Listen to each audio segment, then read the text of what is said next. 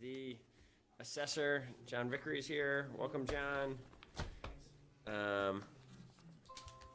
John, we're hoping you can talk for 5 or so minutes and answer any questions that counselors have. Welcome. Thank you. Well, budget is very similar to last year's budget. This year we are focusing on our revaluation. We've started. The images have been taken, and some of our goals are to have the property data converted to the newer version of the Patriot Properties CAMA software. So that's going to happen very soon. And then the reappraisal companies will be coming in and doing their work. And we're going to be assisting them all the way through the project. That's starting now. So there's not much change in the budget from last year, although out of the reappraisal budget, the Board of Finance approved just a few weeks ago for our office to hire 2 temporary folks during the reappraisal project, basically for the next 2 years. Thank you for that. We're working on that, and we will be bringing those positions back to the Board of Finance in a couple weeks. I don't know if there's many questions about the budget. It's a pretty small budget. We're same staff levels and so forth regarding our general work that we do. Go ahead. So I just had a quick question. There wasn't an org chart, but the org chart wouldn't have helped me so much. Okay. The temporary positions that we just approved, Yes. what's the relationship between, I know you, but, Yep. but who are they going to be reporting to? Are they going to be reporting to you or to the? They're going to report to Kim Kellington, the deputy assessor. Okay, He's going to be overseeing them. okay. Yep. And then in your budget, there was one other quick thing. The consultant component was professional and consultant services, contractual, is down this year. And I wasn't sure, I don't know, you didn't use any of it last year, and so I wasn't quite sure what it was, the purpose Yep. was. But my real concern was that this year with the reappraisal, would there be more need to reach out to a consultant to verify or confirm something? Well, the new valuations will be coming out on April 2021, so that's basically 2 years out. So this coming year, we may have some peel works, and that's put in the budget, and it's only used if needed. And I think it's just wise to have it in the budget in case there's work, appeals that end up being litigated, or we need a professional consultant to come in to do a reappraisal of a particular property. But we don't use it if we don't need it. So that's kind of how we've been doing it for the last couple of years. And we're not anticipating a big appeal for this next coming year. Thank you. President Wright. Do you have any early indications, John, of what reappraisal will look like in terms of whether there'll be a big shift from one sector to the other? Overall, our level of appraisal, if you break it out by categories, they're very similar. There's some categories where there'll be some shifting, such as apartments. Again, they continue to appreciate in valuation. But I think the shift is going to be, overall, it's going to be pretty uniform. Not completely uniform, but generally uniform. Will there be any effective operational savings as we phase out business personal property to your office as far as labor hours? Well, hopefully that we can just put more resources into real estate. In my opinion, we could use more staff. So I would hope that we wouldn't be losing positions. It obviously takes time to do that. There is a budget for a temporary person that we use for about a month in the month of April that helps us do the data entry. That might be where we could save some $7,000 or $8,000. And just, my other question was about common level of appraisal across class types of properties. Is it, how much variation is there from type to type? Well, right now, we're about 75% of market. And so some properties are above that, some property types are above that, and others are below that. But in general, the overall is about 75%. So most folks will see approximately a 25% shift upward in value because we're below market. Councilor Paul. Thank you. I don't know if this is the right time to bring up, I don't know if you, you feel like in the next week or so, you might be able to have those rough figures on the I think phase that, out? yeah, I think for next week I should be able to have them for you. Okay, all right. That'd be good. That was the, Yeah. well, I think actually Max was probably the only one not on that email. It was sent to the Board of Finance. I had asked if, we could try to figure out a way to increase the level of the exemption on the personal business and property tax. So right now it's 45. As we're phasing it out, can we increase that? And if we increased it by $5,000 or $10,000 increments, what would be that? What would be the loss of, Yeah. what would be the loss of revenue? Yeah. So, Question. yeah. Excellent. Any other questions for John? Anything else, John, you want to share? We will be keeping the council informed as the reappraisal progresses, especially once some of the vendors come in. We'll have them come and meet the whole council and talk a little bit about what they're going to do. And then there'll be progress reports. I think that there's a lot of questions about where are we at and where are property types going to land? What's the shift going to be? And I think when we start diving into the data even more deeply, I think we'll have better understanding of that ahead of the notices of new valuations. Okay? I have just one quick question, or maybe it's a suggestion, is going forward, it's often been asked, why wouldn't we just kind of move along through time and assure that we're current as opposed to doing we haven't done one since 04, 05, I think, is our last. Right.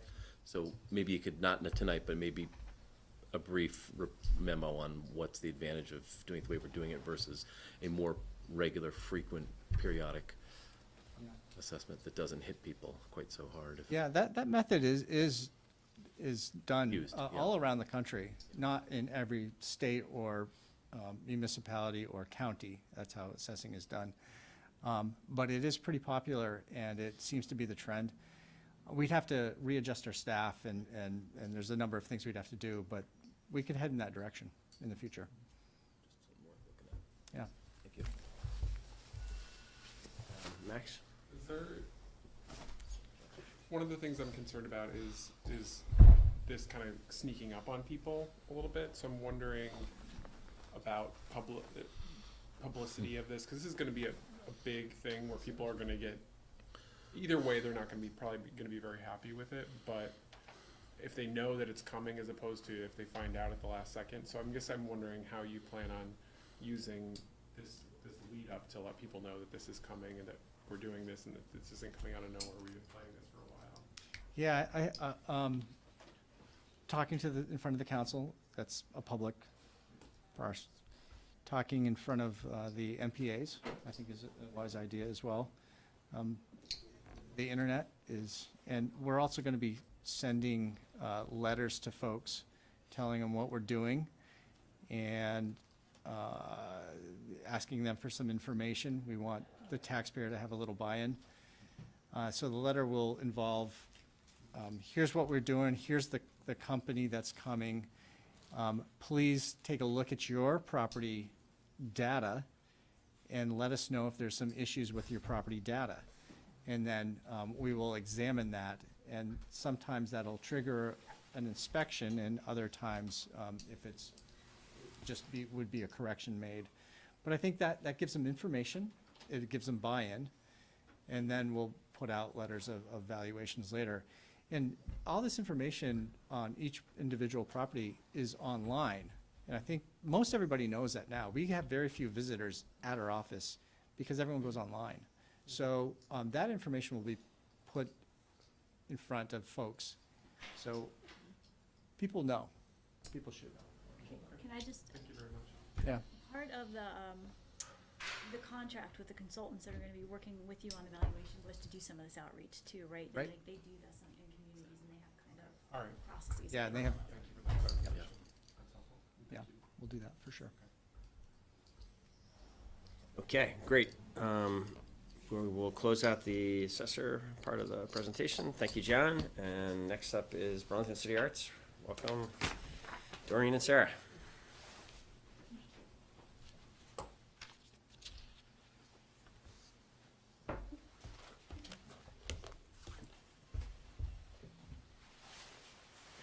Good evening. How's everybody? Good. Here we go. So, we're not gonna repeat anything that we sent to you. Maybe just emphasize a few points and then take a few questions. So I think you know this has been a significant year for us with the addition of Highlight to BCA. Very successful year one, an adventure, but done in a very short time frame.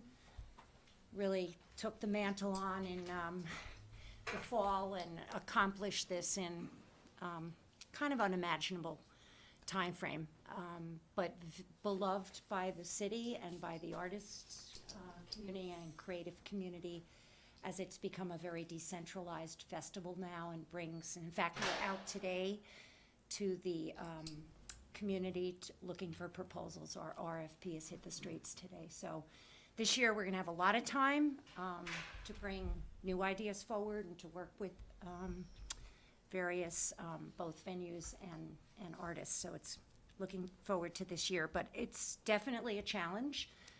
It's bringing a new festival into the city. We certainly are thankful for the city's support, but it does rest significantly on the private sector to help support this. And we'll see how well we do in year two and measure the sustainability and the impact on our staff of taking on such a major undertaking. It's very important to us that the way this festival is done is reflective of who we are as an organization, which really puts the artist as someone who is to be respected and taken good care of, and hospitality provided, and give people an opportunity to realize their work, and that nurturing of projects takes time and energy, and we like to do that well. And as you know, you can see from our history of accomplishments of this year's and years past that we push a lot out of BCA. So this is the year of sort of trying to understand our capacity to manage everything going forward. We also have been without a development director for almost 2 years now, and we've put together a great internal team that's taken us to meet budget every year, but this is unsustainable, and so we've been working with HR, and we'll be coming forward to you with a proposal for re-establishing a higher salary for this position. The market analysis should be done in the next couple of weeks, and hopefully having that individual will increase our effectiveness in the community. And then we've also learned to balance, I think, trying to listen to the new needs and concerns of the community, as Burlington is a growing, dynamic, changing environment. And how do we both continue all the programming we do and meet the needs of a new and growing arts community, and make Burlington a great place to live and work. Okay. Great. Thank you, Doreen. Excellent. Questions? Councilor Busher? So,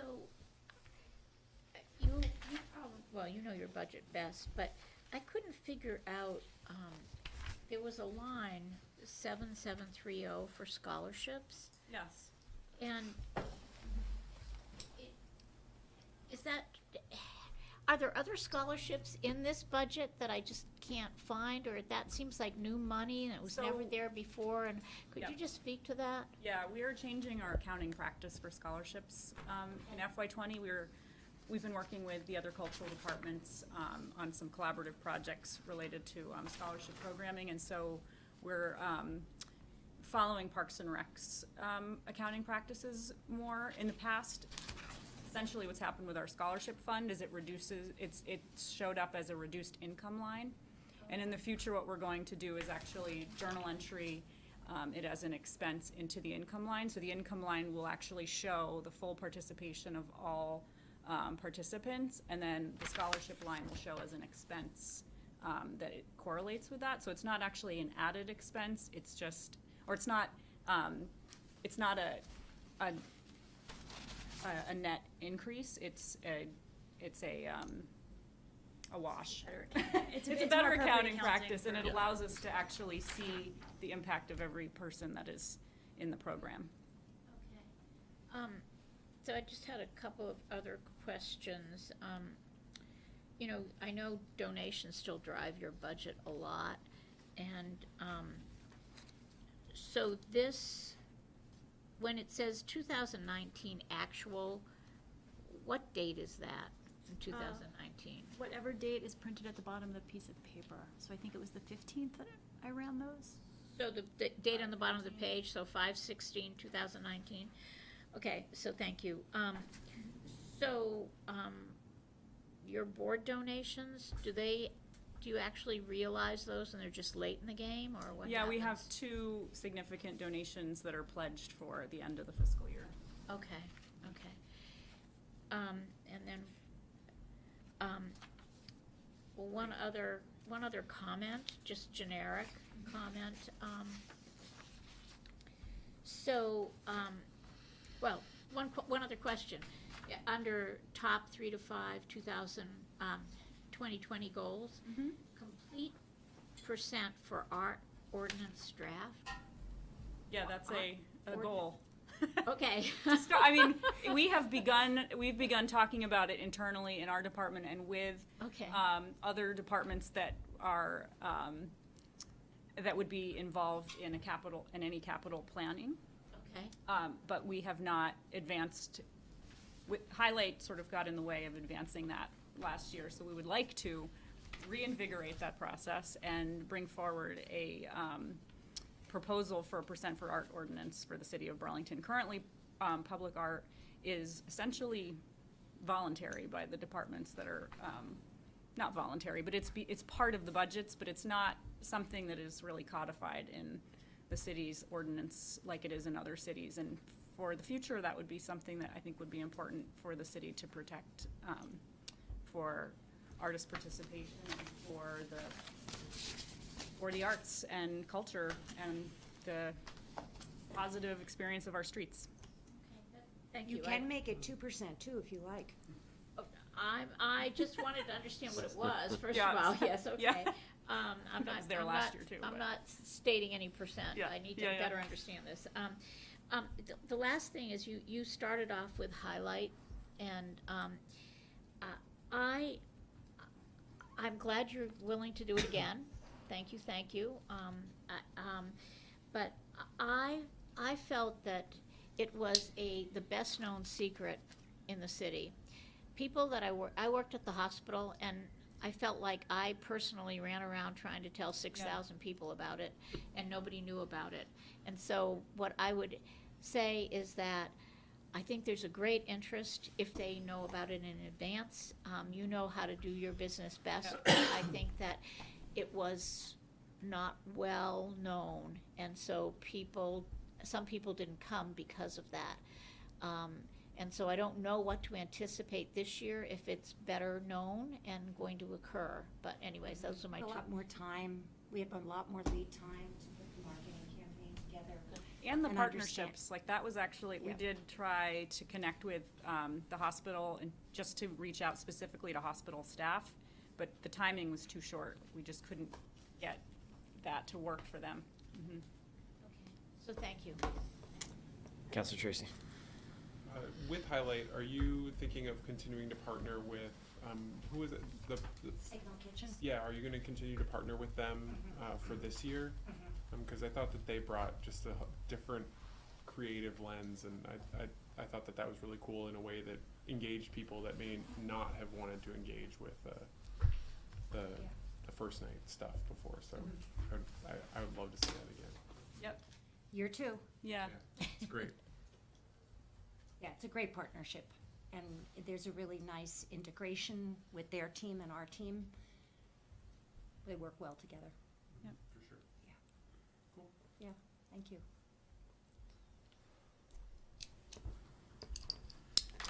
So, new city councilors, we welcome, a deeper conversation with you, and if you have additional questions, to all city councilors, if there's any additional questions, we, love to, talk about our programming or reflections, observations that you have, and so it's not like just this time of year, like, we love to, engage in that way, and. Take you on a tour. Yeah, because some of you haven't been down to 405 Pine, correct? I haven't been down there. We'd We would love- take any of you that would, it would be a good thing to do to Yeah. check out that space. Should have a meeting there. Yeah, totally. Counselor Sorry, Pine and then one- Tracy. Well, now that you mentioned 405 Pine, there's an ownership piece of that. Can you tell us a little bit more about that process and what you're thinking there? Because I saw that and I was like, ooh, that could be exciting. Yeah, so currently, the city has a lease with the owner of that property. It's 3 years for 3 periods, so 9 years in total. And with terms for the purchase of that property, better position for us in the first 3 years.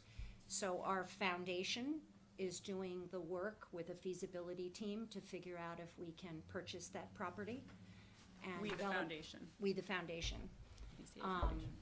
So, yeah, we've always a couple So of many we's. we's. Can purchase that property in the next number of months and do a capital campaign. We're working with the owner, who is Skip Farrell, and our board to look at the viability of that campaign. And yeah, we'll be coming back with some exciting news, I hope, in a few months. Awesome. Yeah, I mean, it would be amazing if this could happen. As you all know, the most important, besides the fact that it is the home to Burlington City Arts Studios, and this is where we serve the greatest number of members of our community with arts and education programs. But additionally, there's space in that building that would be beyond BCA's use, so it's really about being able to buy this property so we can protect future affordability for artists. Our concept of moving forward includes building some artist studios in the space. There is no community gathering space in the south end of Burlington, like there is in the north end and downtown, and so the concept, which really grew out of Plan BTD South End, was the tremendous need for a community gathering room that might have a kitchen attached to it, and in particular reach out to the members of our community who learn in different styles. And so those are some of the pieces of our intention if we're able to be successful with this capital effort. And we see you as partners. Can we just go back to, sorry, go ahead, Counselor Pine. Couple questions. One is, in looking at the purchase of the property, hopefully you'll be wide open about ownership structures, because there are different ownership structures that allow you to bring in equity to the deal that don't rely on the local foundation, doesn't rely on local philanthropy. So new market tax credits is probably the most significant source. But to do that, the ownership structure has to be different. It's very complicated structure, but it's usually worse that when 40 to 50% of your costs can be covered by equity that you don't pay back. So So really think Jeffrey about, Glassberg is he's on expert at board, that. Yeah, he's expert at and that he's stuff. leading up the feasibility Great, team. great. And I did see use of, a new thing, which is the use of the fund balance. And which we is that when we say That's fund balance? That's the Burlington. foundation or that's BCA? No, that's BCA. Okay. All right. So Sorry, we're gonna find another word for, we'll just always start the sentence out with the foundation. And what is that fund balance amount total? If 50 was taken as revenue from that, what is the total fund balance? So last year, this was an effort to fix the way we funded highlight through city funds last year. It kind of came from a bunch of different sources, and it came in as donations into the income line, and it was very cumbersome and complicated accounting-wise. So Beth set up a $50,000 use of fund balance line item in the So budget. it's city fund balance So it's going city into the fund project? balance, yes. Okay, got That it. was And that's for listed in highlight. The request thing that we we did. looked at Okay, yesterday. Yeah. great, that's where that comes from. All right, I think that's it. Yep. I just want to go back to Councilor Busher's first question, because it is actually really, I just want to, it's confusing the way it's shown here. The scholarships is broken over at least a couple lines. Yep. So if you look at line 7730, row 263, it looks like we only have 2,500 in scholarships. Yep. But then if you go to row 304, there's another 35,000. Yep. And so I just want to, you could speak to why it's done that way. Maybe you were trying to answer why it's done that way, but I did just want to, if someone who just saw the 2,500, I want to make it clear. I mean, the 35, this is, I think, significantly higher than level of scholarship than we've ever had before, right? Yeah, I mean, our assumption about what we're going to raise for scholarship funds this year is 50,000. So it's even larger than the number here. So it's broken out into two separate programs, because two programs are going to be drawing scholarship funds to pay for paid programming. So the BCA Gallery has tours that have a fee associated with it. They're like $5 a student, so it's a very cheap fee. So the $2,500 is to cover scholarships for that program. And the $35,000 line item is specific to covering tickets or tuition to studio classes and programs at 405 Pine Street, which tend to be a little more expensive. I'm glad you clarified that. Yeah. Yeah, I thank you for that, because, That wasn't clear. Yeah.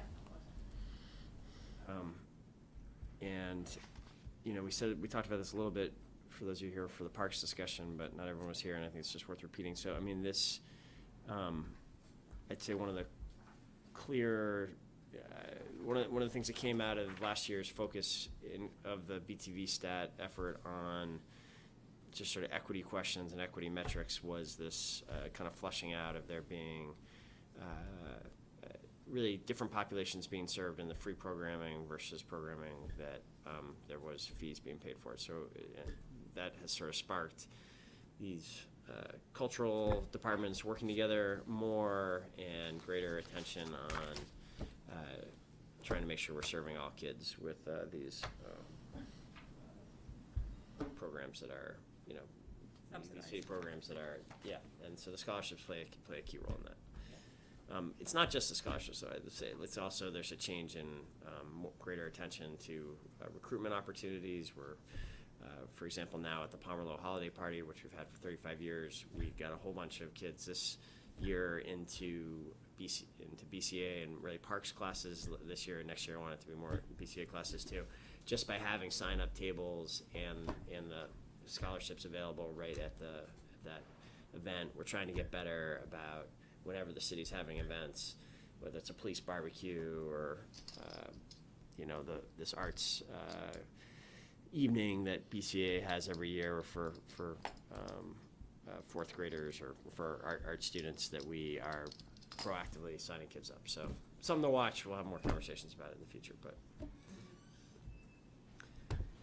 Yeah, the partnerships are great, and we're, you know, learning a lot more about where there's other collaborations possible with the other departments through the BTV staff. That's one of the great aspects of it. All right. Any last questions for BCA?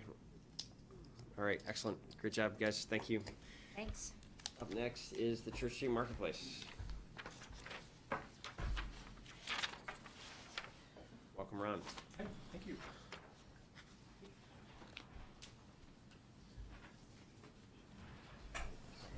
How are you?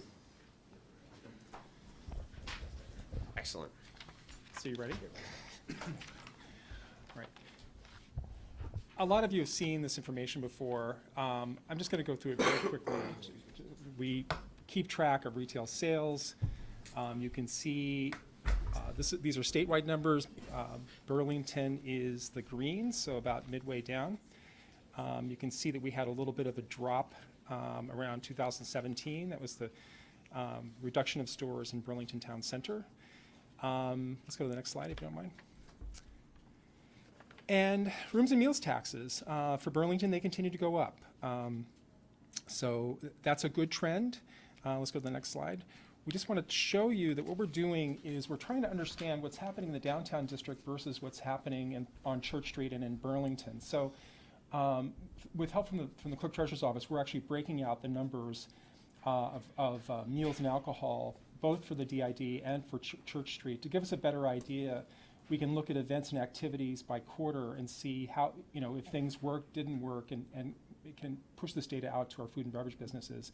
The red line is Church Street, and you can see that sales are a little bit more consistent. It just means that if you're on Church Street, things are a little more evened out. You have good months and bad months, but versus the DID above, the blue line shows, things get a little slim around November, December, and then they boost back up around June, July. So next slide. This is information that we keep a track of. This is all the data for D area in terms of police data. So we look at property crime, violent crime, drug and alcohol related crime, all on a downward trend. We have a very active community policing program. One of the things this doesn't reflect is shoplifting. That's been an issue, and the closing of Macy's and the closing of Burlington Town Center has helped to some degree because those were the two areas that were prime targets. We're having to teach our merchants primarily to use the private trespass. That's the way that they're addressing shoplifting. Just calling the police about a shoplifter, really, there is no consequence for shoplifting right now if it's below $900. None at all? No. This just gives you an idea of that's state law. So in other words, it's a felony if you over $900, if you steal at one period over $900, that's deemed a felony. But anything under that amount is considered a misdemeanor, and there's very little consequence that's happening right now for people who are stealing. So the private trespass is helping. Someone just can't go back into a store. Composition for Church Street businesses, still primarily local, both in our food and beverage businesses and for retail. Next slide. And then some highlights for what's happening on Church Street. We have one vacancy right now, but you can see that we've had some new stores in the last year and a half. Free People, Fat Face, both nationals. Try Buy Works is a local store. Pokey Works, a national. Anybody had a chance to try them? It's sushi on rice, burritos, noodles. It's amazing. Burlington Bagel Bakery joined us in February, and Helly Hansen is going to replace MAC Cosmetics. So next slide. And then our sales. In spite of losing Burlington Town Center and all those stores, in spite of the construction, we got a gift over the holidays. Our 2018 sales versus 2017, we were at 64% of our businesses were up. It's an amazing accomplishment. We had $50,000 provided to us by Brookfield to help us do advertising. I think that helped us a lot. We continue to work really closely with our retailers. Retail is challenging right now, and we do a ton of promotions, and we have very engaged and active retail promotion meetings every month. So next slide. This just gives you an idea of kind of where we are in terms of retail sales. What this shows you, just look at Q4 and 56. It tells you that the number one quarter for the majority of our retailers is the fourth quarter.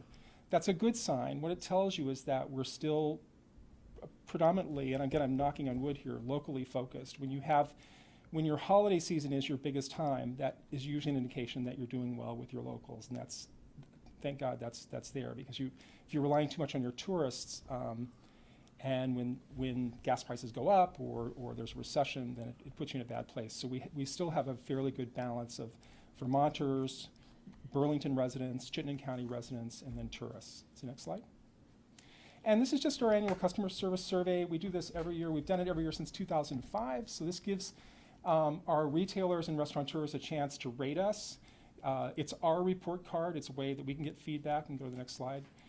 And this just shows you overall, we have about 90 doors on Church Street. So we get a fairly good response rate. You can go to the next slide. And then we really break it down in a lot of detail, and we push this back out to our businesses to show them how we're doing. We always also use this as a way to measure ourselves and to look at where we're not performing, and then try to work on those areas where we may be, needing a little help. And then next slide. All right, so I think everybody knows how we fund the marketplace. The majority of our funding comes from our common area fee. The challenge there is for 38 years we've had the same grand list. So Church Street doesn't grow in terms of properties. So our common area fee is about 70% of our revenues. And since 2017, we haven't raised the common area fee. We've felt that with the construction at City Place, with all the changes happening, raising the fee is not good. So what we're doing now is instead of that old strategy of more with less, we are making efforts to try to raise our corporate donations, but we're finding ways to make our budget more efficient. We have the smallest number of staff we've ever had in the 20 years that I've been on Church Street. We're doing our best. And so next slide. So realities for us. No increase in the common area fee. The Marketplace Commission continues to really push back with the city about the indirect fees that it's charged. All enterprise funds pay indirect fees. If you're not in the general fund, you pay fees for human resources, IT, legal, et cetera. And whether you're the water department, traffic, airports, marketplace, the fees are the fees. And I think the commission feels that those fees, one, are too high. It's about $65,000 for us. It's a high percentage of the budget, and that they, every year I think they work really closely with the mayor's office, and the mayor and his administration has made Herculean efforts to try to help the marketplace.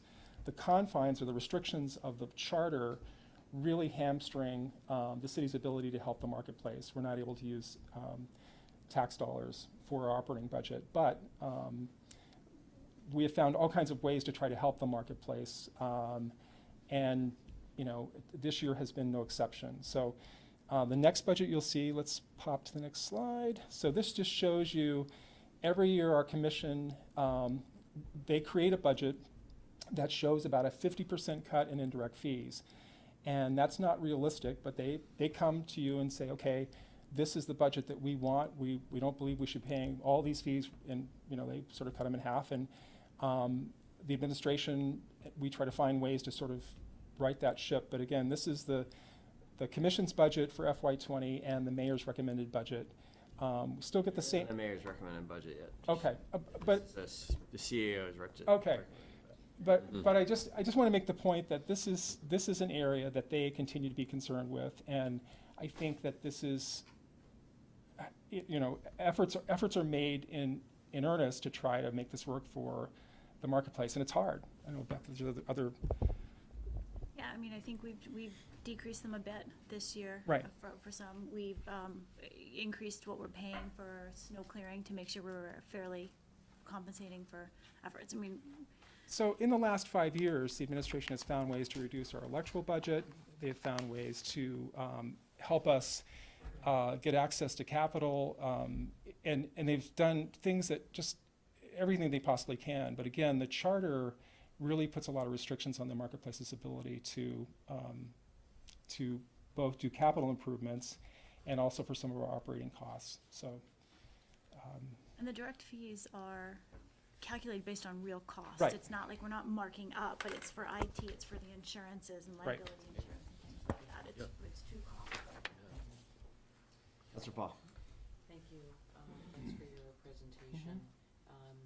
The first thing I wanted to ask was, you had said that there's only one storefront that is vacant. Okay, the other one that was where there's one right across the street from City Hall that also says that is empty. It's to be filled. I can't tell you who it is, but it's. Okay. Yeah. All right, so that's why there's only one.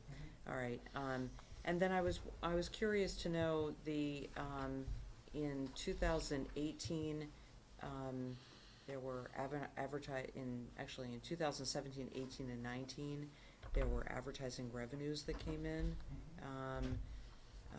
$50,000 in 19, and I just wondered why it was zero this year. So in that category, that's a good question. In this category, we used to do the banners on Chilton Road and Main Street, and it became tough for us to do that. It was costing us more in terms of the cost of putting the banners up. So we passed it to our friends at Parks and Rec, and they found a way to do it much more efficiently than we have. The $50,000 increase in 2019 came from Brookfield. It was money that they provided to us to help us promote the holidays for the entire downtown during the holiday season. Oh, I mean, it wasn't a $50,000 increase. It was. Probably about what, It was, 20,000? well, it was 13.5, the Right. first, in 18, Yeah. and then it was 50. So it's, Yeah. I mean, it was 37. Yep. And then the other question I had was just simply, it appears as though either you feel or you're just budgeting for no seasonal or temporary employees. Is that right? So we are budgeting for seasonal employees. You say under salaries and wages for seasonal and temporary, you have zero for this year. And you've had a number for the other years. Well, I mean, it's just right here. And that's an admin, so Personnel, we have three yeah, categories. personnel So- services, they have three. yes. So three categories, there's admin, public relations, and general maintenance. So we do have a temporary budget both for public relations and for general maintenance. That must be down. If they're really further down,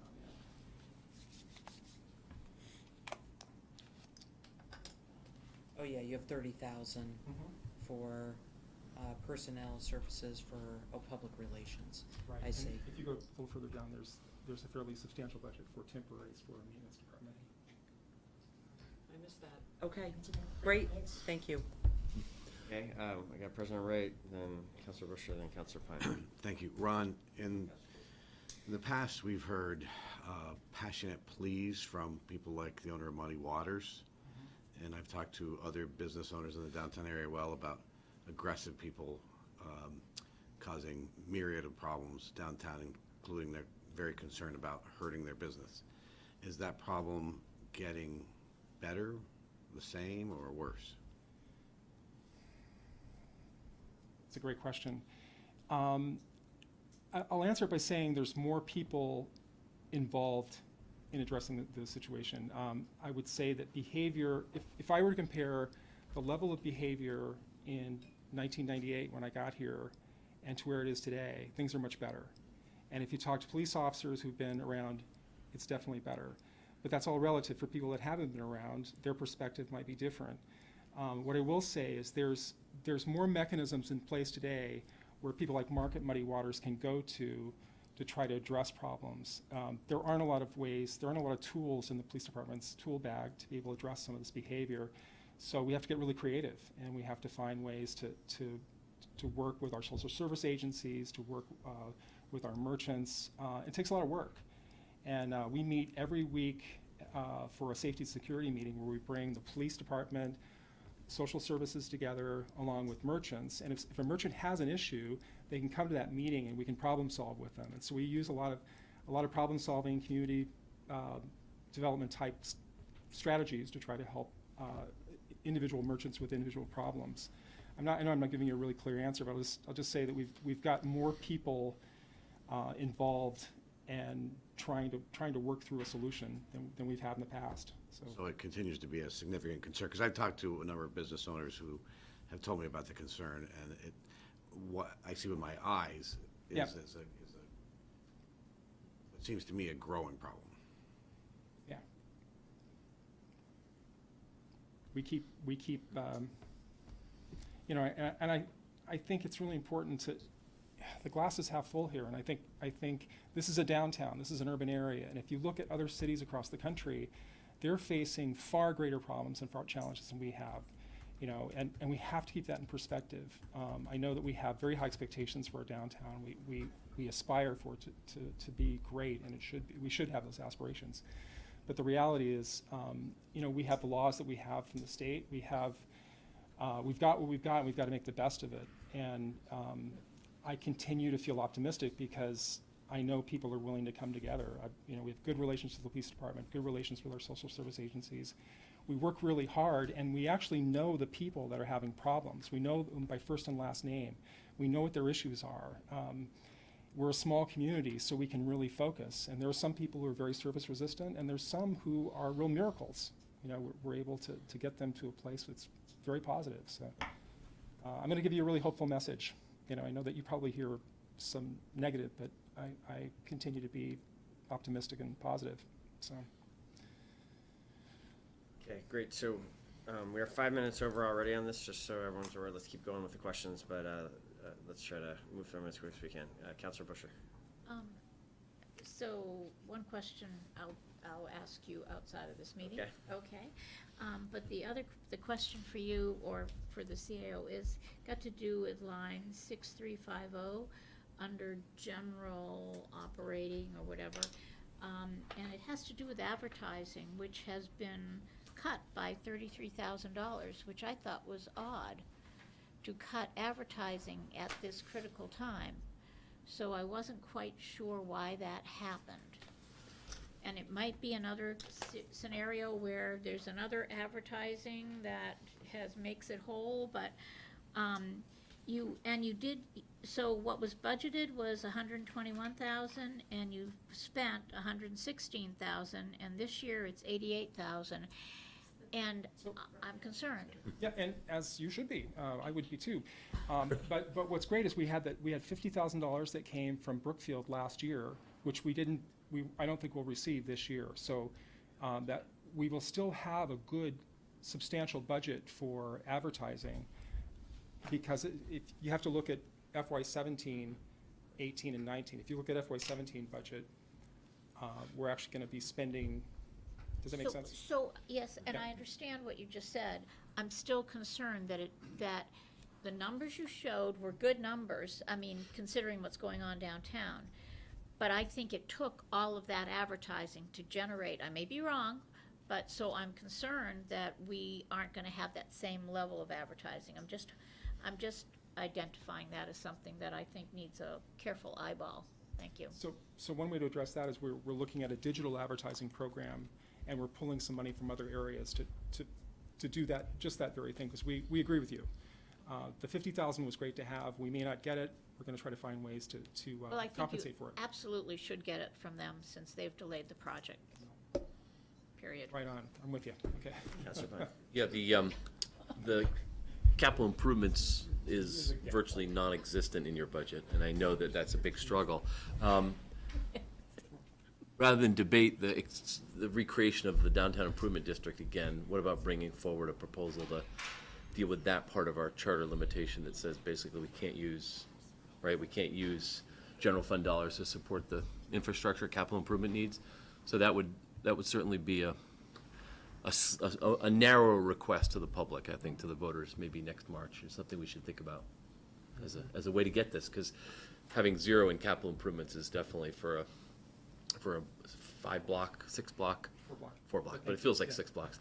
Appreciate that. But still, it's definitely one of our core assets, and I think we should find a way to support it in a bigger way in terms of capital improvements. I think there are a number of possible things under consideration, but good point, and that should be on the list. Councilor Tracy. Just wanted to know kinds of conversations are happening with Brookfield around further contributions, because I agree with Councilor Busher that they should be kicking in more, and I think that should extend beyond the holiday season, and that the lump sum is nice, but I think that it would be better to have it sort of like depending upon how much delay takes place, that's an ongoing support that we receive, because the delay is not just constricted to the holiday season and its impacts. So I don't know if you can speak to that, or Ron, but. Well, of course, certain things they have continued to pay and pay more because of the delay. They six-figure additional payments on the encumbrance easements because they're taking that public right away. They continue to pay our additional unanticipated legal fees and Jeffrey Glassberg fees. And they have accelerated their payment for Tecito of the $100,000 for business assistance, which was supposed to be over 2 years. They paid that all at once. So, we've been focused on if they get. I think what everyone wants is for them to get things moving on the timeline they've talked about, and that's really been the focus of the conversations. If somehow we have to acknowledge further delays,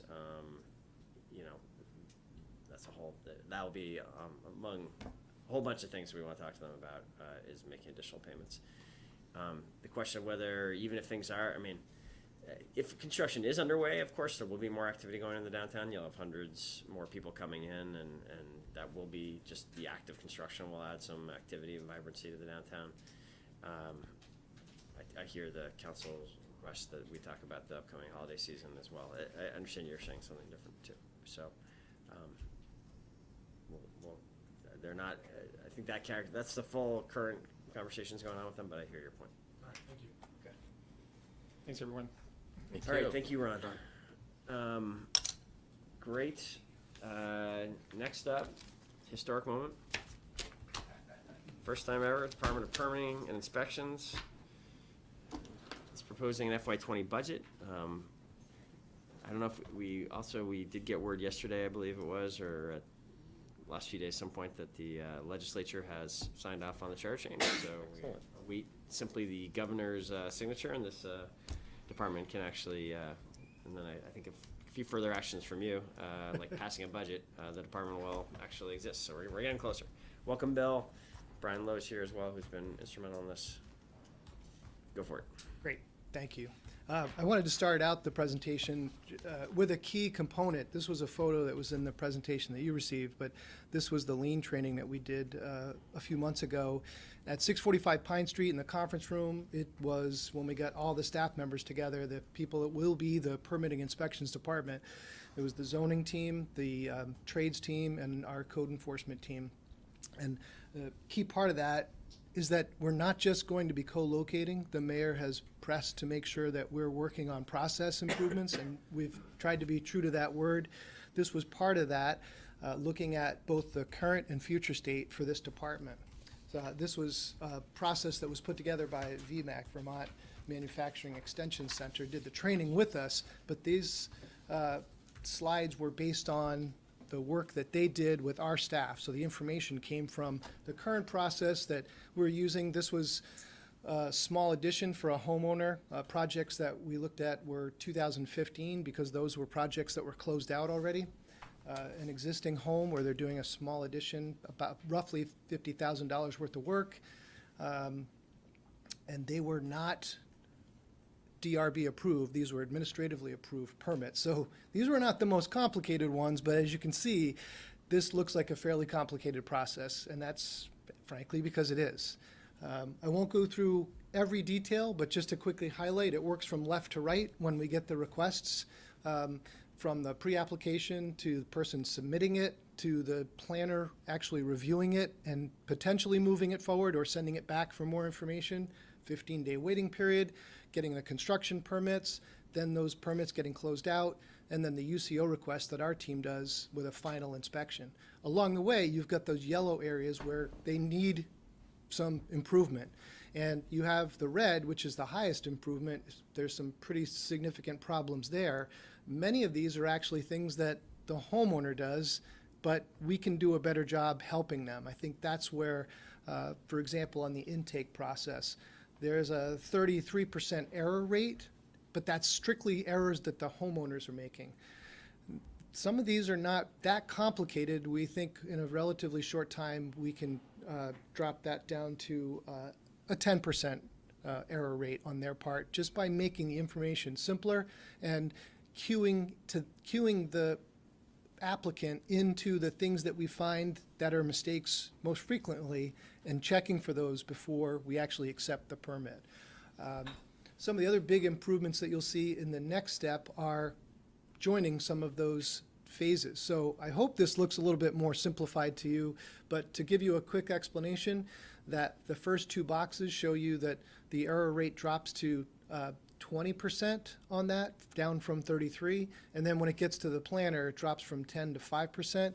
This is a one-year target, and during that permit check period, the 15-day waiting period, we're working on a process. Now the process is essentially represented not by that hourglass. Really, it should be more of a tombstone because it's dead for 15 days, nothing happens. We are working on a process to get the applicant in, work with our trades team during that time so that when someone comes back with their permit to sign for their zoning permit, they're ready to go at the same time with the building and other trades permits. If they want to, they can get that work done in advance. One of the biggest steps at the end of this process would be when the work gets done. Currently, we have an extra step at the end for the homeowner, and the staff and I agree that that process can be turned from a customer required step into a staff required step with some better communication, both through the IT assistance that we can get, but also with some better communication. We'll be in the same team. There'll be a signature up front from the property owner that gives us permission to close out the property, but the trades inspector can turn it over to us instead of requiring, as we do now, the homeowner coming in at the end of the process to see our staff and close it out when the trades permit's closed. So that error rate that we have now is 50%. When people come in, they're really not ready for that final step because most people don't fully understand the process. We are streamlining this significantly in a relatively short time, but I say with a fairly strong amount of confidence that I don't think it'll be as complicated as it might sound. And I know it's only going to a 68% success rate, but when you look at those numbers on the slide before, that represents a 22% success rate. When a customer comes in, they're likely to only be 22% of the time successful. That's a big failure rate. So within a year, hoping to move that from the 22 to a 68% success rate with these changes. And again, lean is not just a one-time, do it and be done. This is a process of constant improvement. So we will continue to be working on that, but this is the key during this first year for the permitting department for that aspect of what we do. So this performance metrics slide is basically boiling down all of that information into a very pointed piece about where people make the mistakes, what our target is, the closure rate, which we know is 50%. People come in and they don't have the right documents signed. They haven't done some of the work that they need to do. In some cases, they don't even have a building permit, and they're coming in to close the zoning permit. We think with a relatively small amount of changes on the staff side, we can drop that error rate to 10%.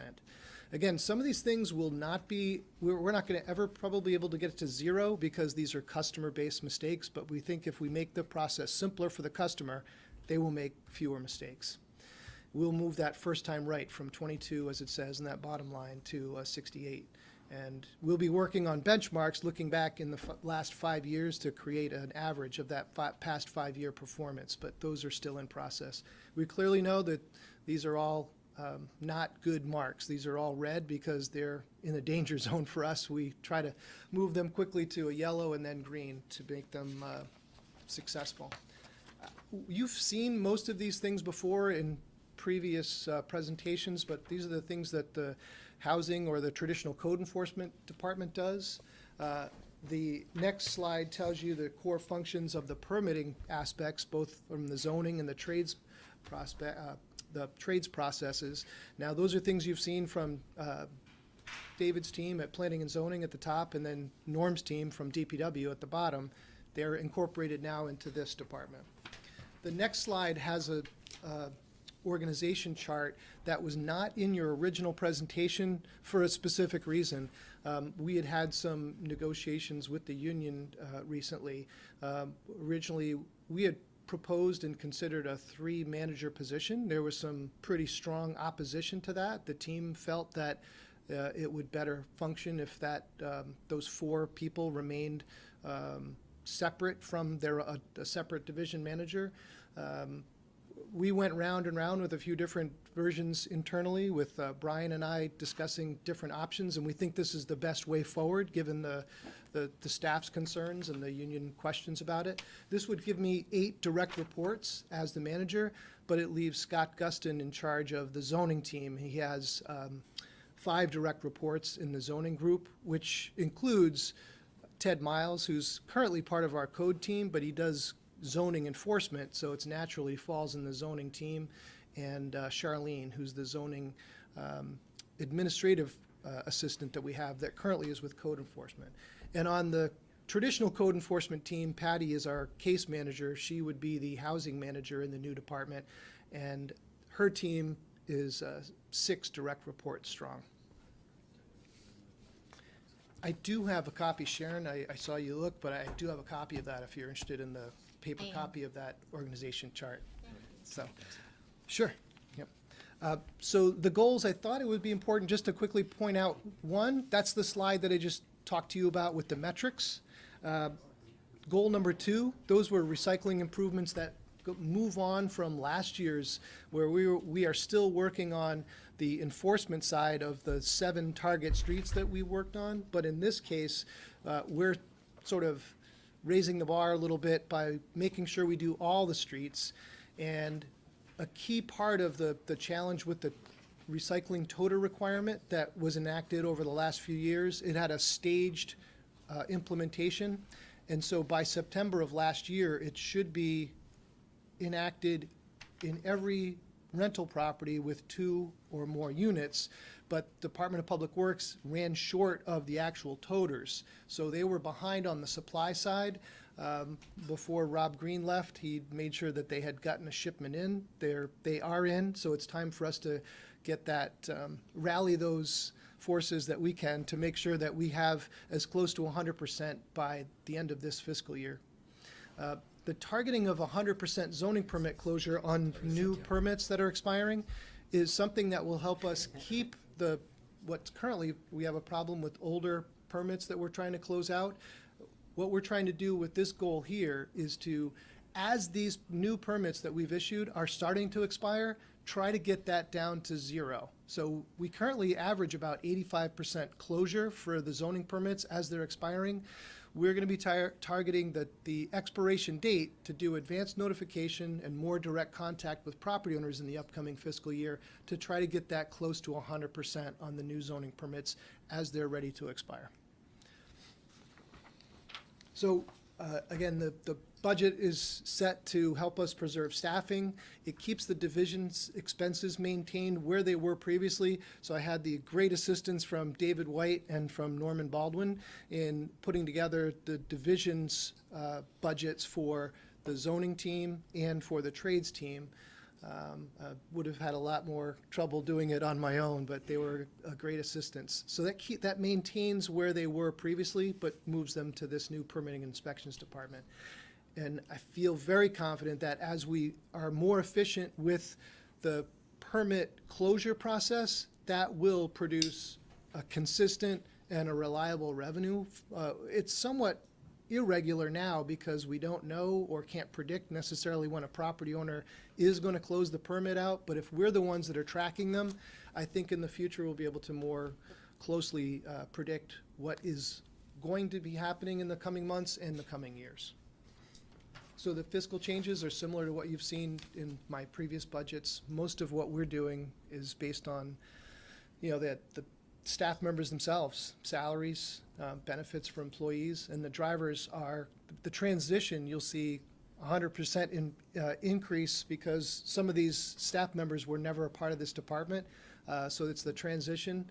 And there are some, you'll see in the next few weeks at a Board of Finance meeting, there are some salary increases with the change of status with some of the folks, some grade changes. And again, we have expanded department responsibilities.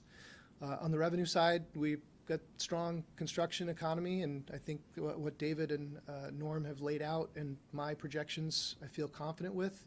The rental registration fees have continued to go up, and I expect with new units being built, that will be something that we can count on. I felt like I was conservative in my estimates for this coming year's revenue, and I think we can predict more zoning enforcement revenue. It's up this year, and we've got a strong enforcement team with Ted having taken over as the zoning specialist, and Ted Miles working with Scott Guston, who's joining our team. I think we're gonna have a greater stabilized enforcement process.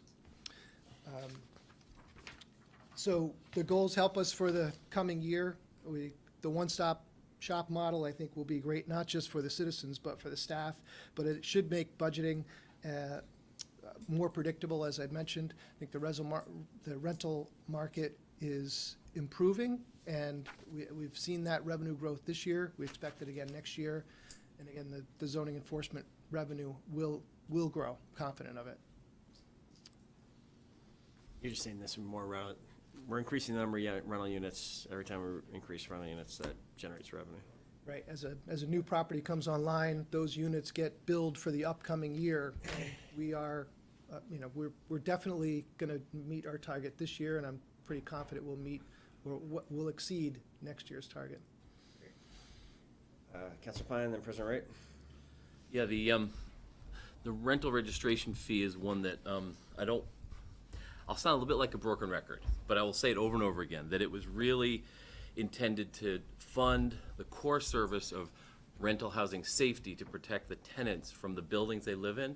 And I just want to be constantly reminding ourselves that it's not a revenue source for the department. It is a way to fund that key public safety function of the department. I just have to say it again because I worry that, it's $1 million roughly, give or take. And it's, I want to make sure that Burlington tenants are getting the benefit of that, and it's not being essentially used to cross-subsidize other activities in the department. Yep. Well, I'll just quickly say, I can tell you with great confidence that that's not happening. We're not using it for some other source, and I think we're working really hard to make sure that we have a good product for the tenants who live in the units, but also for the landlords who pay the fees, because the 1 through 5 star tracking, the 5-year COCs that we issue, we'll have, that information is now available online for individual properties. I think that helps tenants a great deal with looking for properties that for their future occupancy. I think it can tell you a lot about the property's history. I think there's a lot more that we can do with it, but we're not done yet, Councilor Pine, trust me. And Patty, who's taking over on the housing manager side, fully understands what I just explained to you, and I feel that we'll be true to that in the ordinance. The ordinance requires that, and we will follow that. Okay, appreciate it. She assured me of that, but I just want to make sure to say it out loud again. But yeah, the scoring or the breakdown of scores would be interesting to, if that's available, basically a breakdown of the 1 year, 2 year, 3 year, how many of our rental units percentage-wise fall into those different categories would be information I think would be very helpful. Maybe it's already been reported, but 94% of the rental units in the city fall in the 3 to 5 star category. 6% or 1 or 2 1-year COC. okay, thank you. That's really helpful. And then lastly, tell us a little bit about the renovation project and how it's going. I've heard a little bit that it may have either expanded scope or had some cost hiccups there that have resulted in a more expensive undertaking. So. Yeah, there were a few changes, and I'll let Brian speak to the specific ones, but I don't think it's unexpected, really. It's a complicated building, and finding new space was a little challenging because we need to be able to have more workspace. So it required some moving of some existing personnel to another area within the building, but all the staff members in the building now know. Yeah, and I think that's right. It's basically headed in a way that we thought it would from a permit reform perspective. There are other things that we're doing to the building at the same time, so we can kind of have one intervention to make some changes in that building that expand beyond the scope of permit reform, where there are some capital dollars supporting that. But that's enhancements that are needed within the building. So those would have happened regardless of this merger maybe, or this merger made it possible? Later. Or just been postponed? Yeah, I think these would have been issues at some point. The fact that we were going into the building and making some of these changes made it probably more cost-effective time to make these other changes at the same time. And some of them are creative. I mean, we had a lot of staff feedback that led to some interesting approaches for how to make some modest changes to that building, both to better serve the community and to make it a better, more effective use of staff space. Ballpark cost of the renovation? It'll go out for bid either at the end of this month or shortly So we'll thereafter. know then, yeah, okay, So we should know probably end of June. okay, thanks. Just trying to remember, you briefed gave the council an update on the plan relatively recently, I believe, right?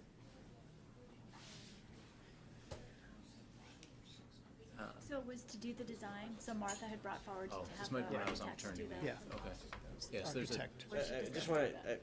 I don't believe anything, just in case I think everything's consistent with where it was, when we briefed the council on this several weeks ago. Okay.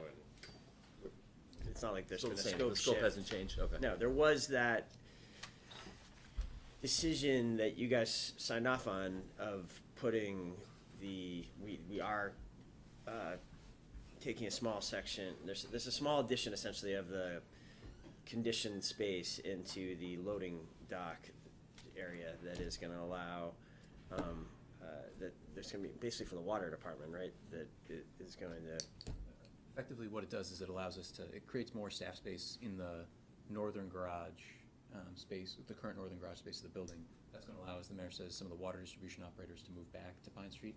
And there's some substantial operational savings that result from that kind of coordination.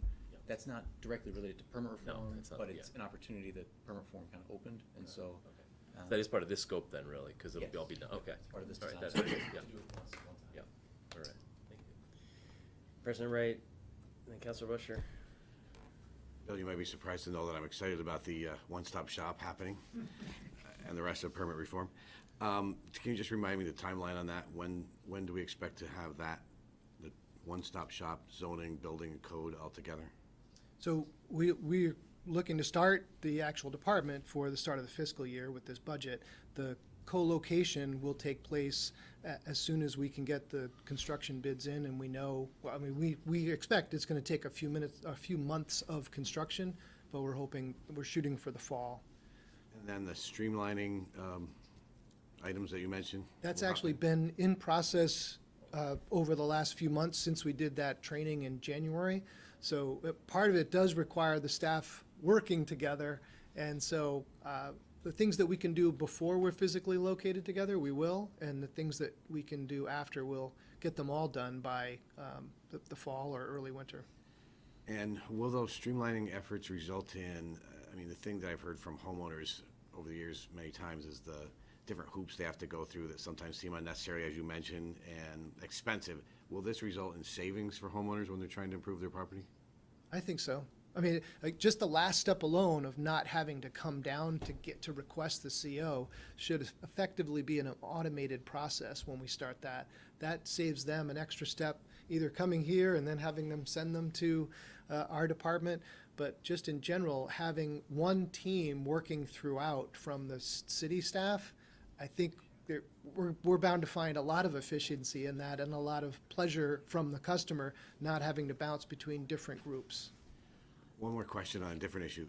As you know, there are some properties that have been problems consistently that you've had to deal with. I know many times, I know you're probably as frustrated as I am, and maybe not quite as frustrated as the neighbors are around there, but is there any changes that you think need to happen in terms of teeth in the ordinance in regard to that? Because constantly neighbors come to me and say, why can't we do this? Why can't we do that? And I know that your department has worked very hard on some of those problem properties, but is there any changes you think need to happen to the system? No, not yet. I would say we're still working. We actually just met with a couple of the members of Eileen's staff to talk about some of those issues and what we might do in the coming months for some of those problem properties. So that strategy has been sort of laid out. If that works well, I'm not sure there'll be any need for any changes, but we may learn from what we do over the next few months with the work and the help from the city attorney's office. But at this point, I'd say I would encourage you to look at those zoning enforcement, the like stipulation fees. That shows annually they're increasing because we're having better and better zoning enforcement. And also go to one of the presumptive methods for compliance in every regulation is voluntary compliance. That's the first step in everything. And so what you're talking about is for folks who are just completely, they won't even do a thing. But the good news is that most of the public, once they understand that there's a problem and what they need to do to comply, sometimes it takes a little bit longer, but those are the ones that we're working on now. But as we work through those, we do have more time for some of those folks who just thumb their nose at enforcement. And Kim and Nick will be taking additional enforcement through the court system for those folks in the coming months.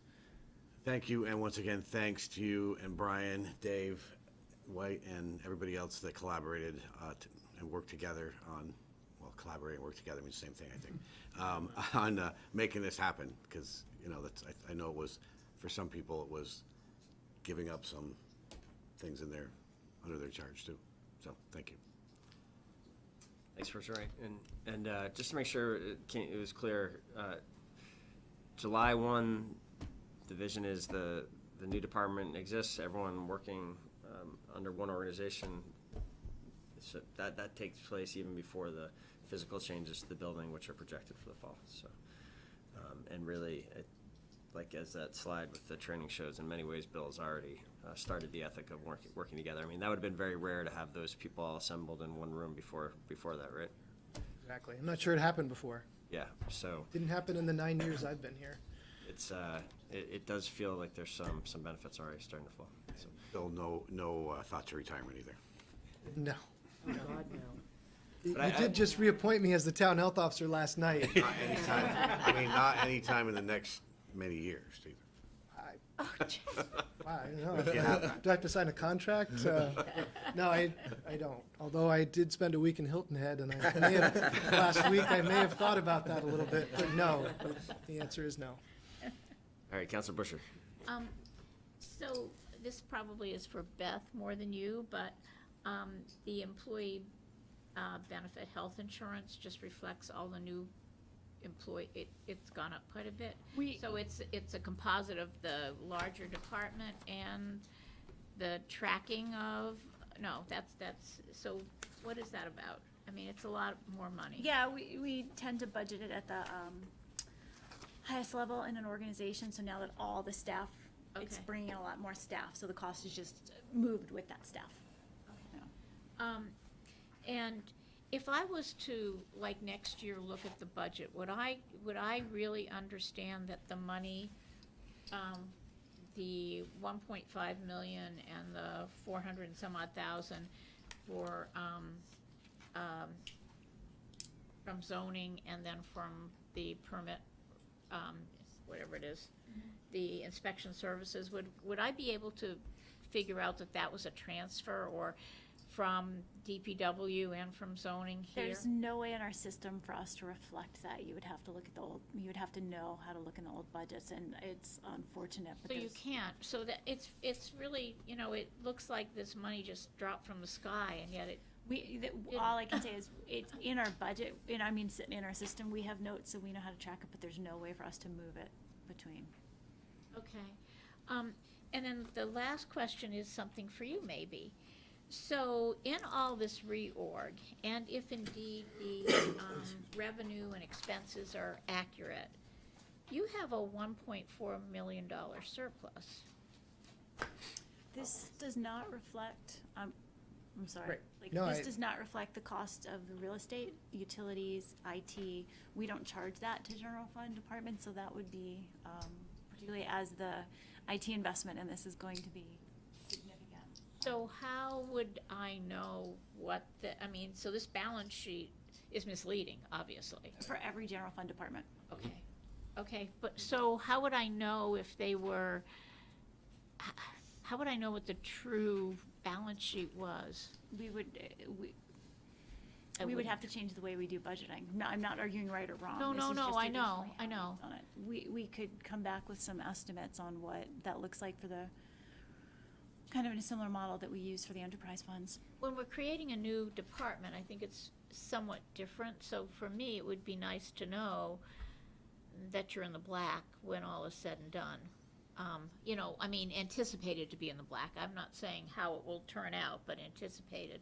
So it would be, this is more important to me than the other budgets where we have some history. So I think I would like to understand what those other additional costs would be, ultimately what you anticipate those to be. So anyways, thank you. Any other questions?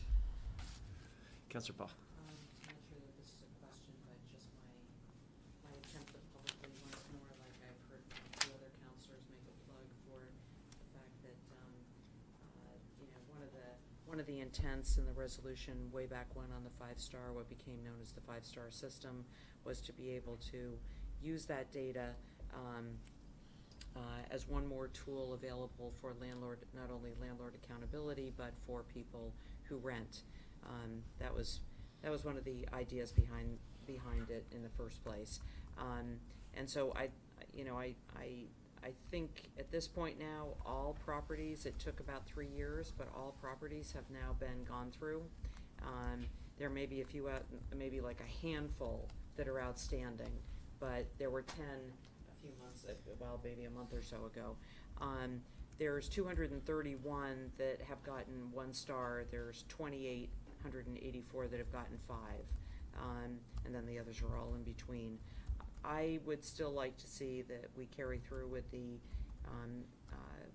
really what is like the final step in the resolution, which is to list those by name, so that somebody can go on to a website and see what those addresses are that are doing an amazingly exceptional job and have a 5-star, and those that you might want to take a second look at and perhaps not rent from. Well, again, just as within the last month, that information, you know, thanks to Brian's team, is visible in rental properties. When you go to the permit history tab on every rental property, you've always been able to see the COC expiration, the certificate of compliance for rental housing. But now you can see if that expires next year, you can, it tells you it was a 5-year or a 4-year certificate. So that essentially gives you on an individual basis. I know it's not all of them in one place yet, but we've been working towards that, and we're still, you know, we're not done yet. But any property owner who knows about that, or a tenant who wants to look at, or a property owner who wants to advertise that it got the 5-star rating, so to speak, that's visible on a permit history tab through the assessor's database. Yeah, I understand that, and obviously for people who know how to look for that, it's great. That probably is relatively few people who really do that kind of research, which is understandable. Most people don't do that. So I would just hope that between now and perhaps the end of the year, that that list could be culled so that you could literally go to a place that would have and that there would be something on the city's website page, on the first page, that would show how to be able to go onto that link and see what properties are in order, in numbers, 5, 4, 3, 2, and 1. I would hope that could be done by the end of the year. One other project we're working on, just because it's apropos, I think, for that, is we're working with Code for BTV, and, you know, that's a volunteer organization, so it moves and fits and starts, and it's on our side too, you know, but we'd like to create an app that does that. I mean, this is publicly available information, and they seem quite excited about it. The kind of guidelines we've been discussing is, can we make this an app that is accessible to a non-English language speaker that would very easily indicate to you by address, if you're at this address and you're considering renting, what is the rating that the city's giving this property? There are a lot of complications there, and like the address mapping system, and it could be complicated. However, it's definitely something that I think could be valuable. Oh, I think yes, thank you. Counselor Hanson? Yeah, I'm glad you brought that up. I completely agree, and I think just one more thing to add on to that is, once we do get to that point, it sounds like we're gonna make it more publicly accessible within the year, which is great news.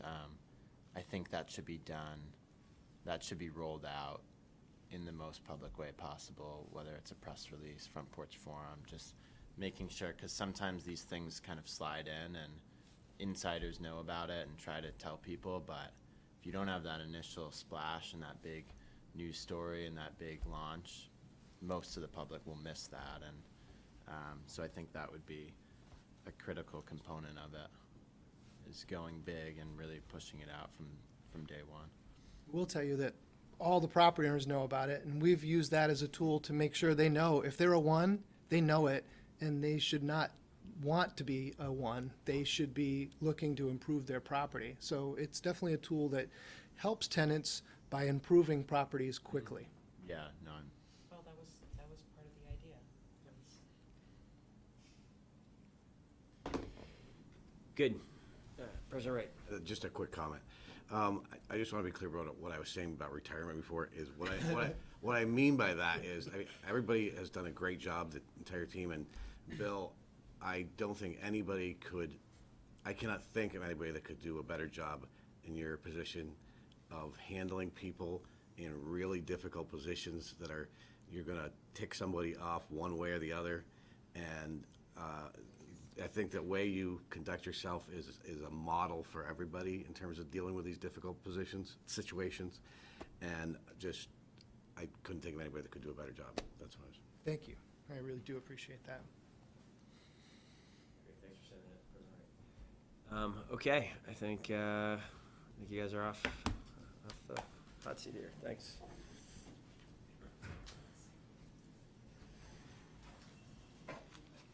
That's even though you're a Red Sox fan.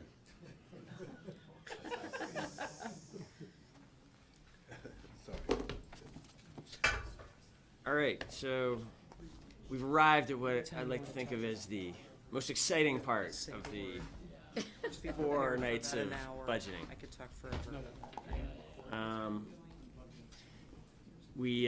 David and I are going to kind of tag team some of this because we're here to talk to you about, really for the first time, because we've been working on it.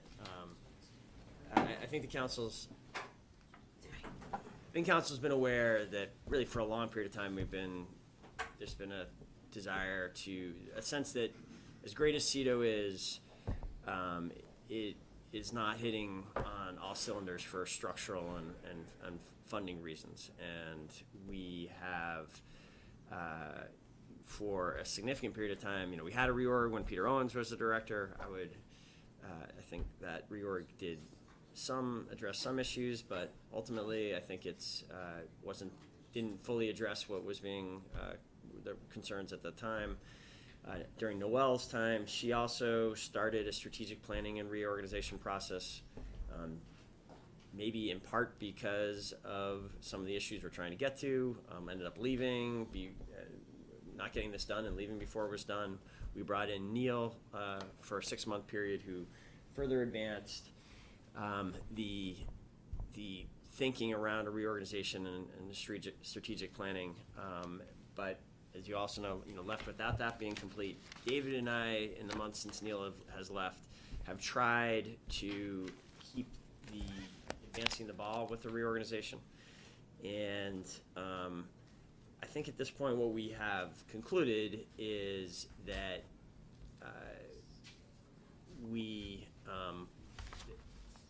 still believe in a reorganization. We think it needs to happen in 2 phases.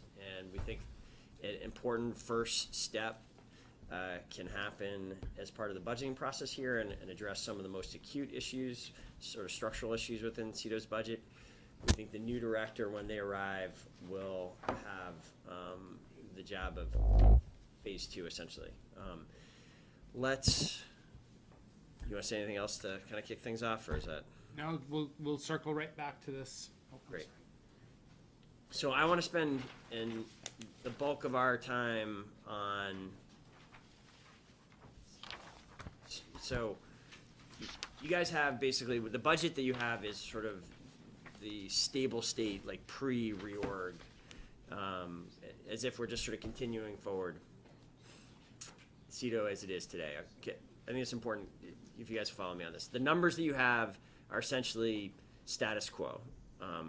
The presentation that we have tonight that I love, I think would be valuable to start talking with you about and getting some feedback on, is new information, not in the big budget sheets. It's an additional financial analysis that it would represent really the change in this first phase of the reorganization. So David, did you want to go through some sort of overarching information first, or? I'm gonna do the overarching slides first? Sure, why don't you do that and then we'll get into this.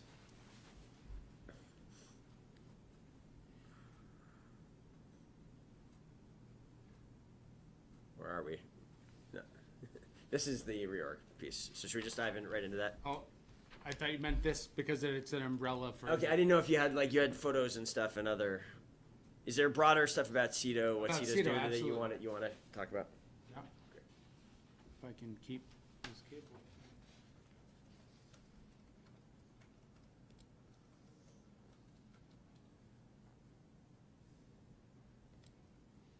So, yes, just briefly, I've got a number of slides, and I apologize for you getting this at the last minute and the fact that the cable wants to duck in and out on me, flash on and off. That'll just make it more interesting for all of us. Here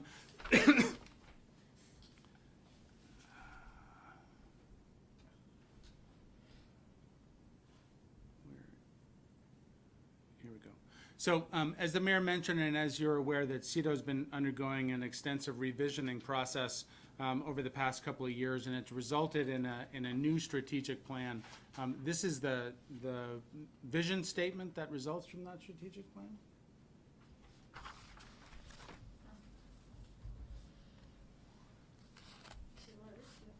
Yes.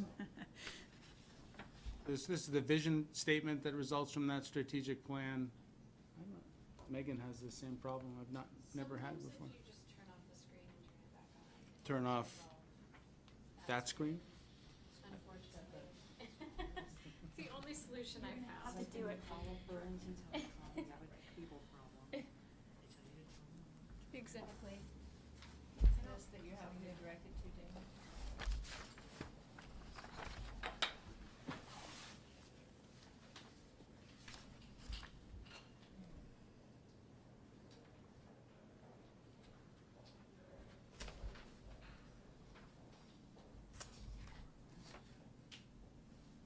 Did you? Here we go.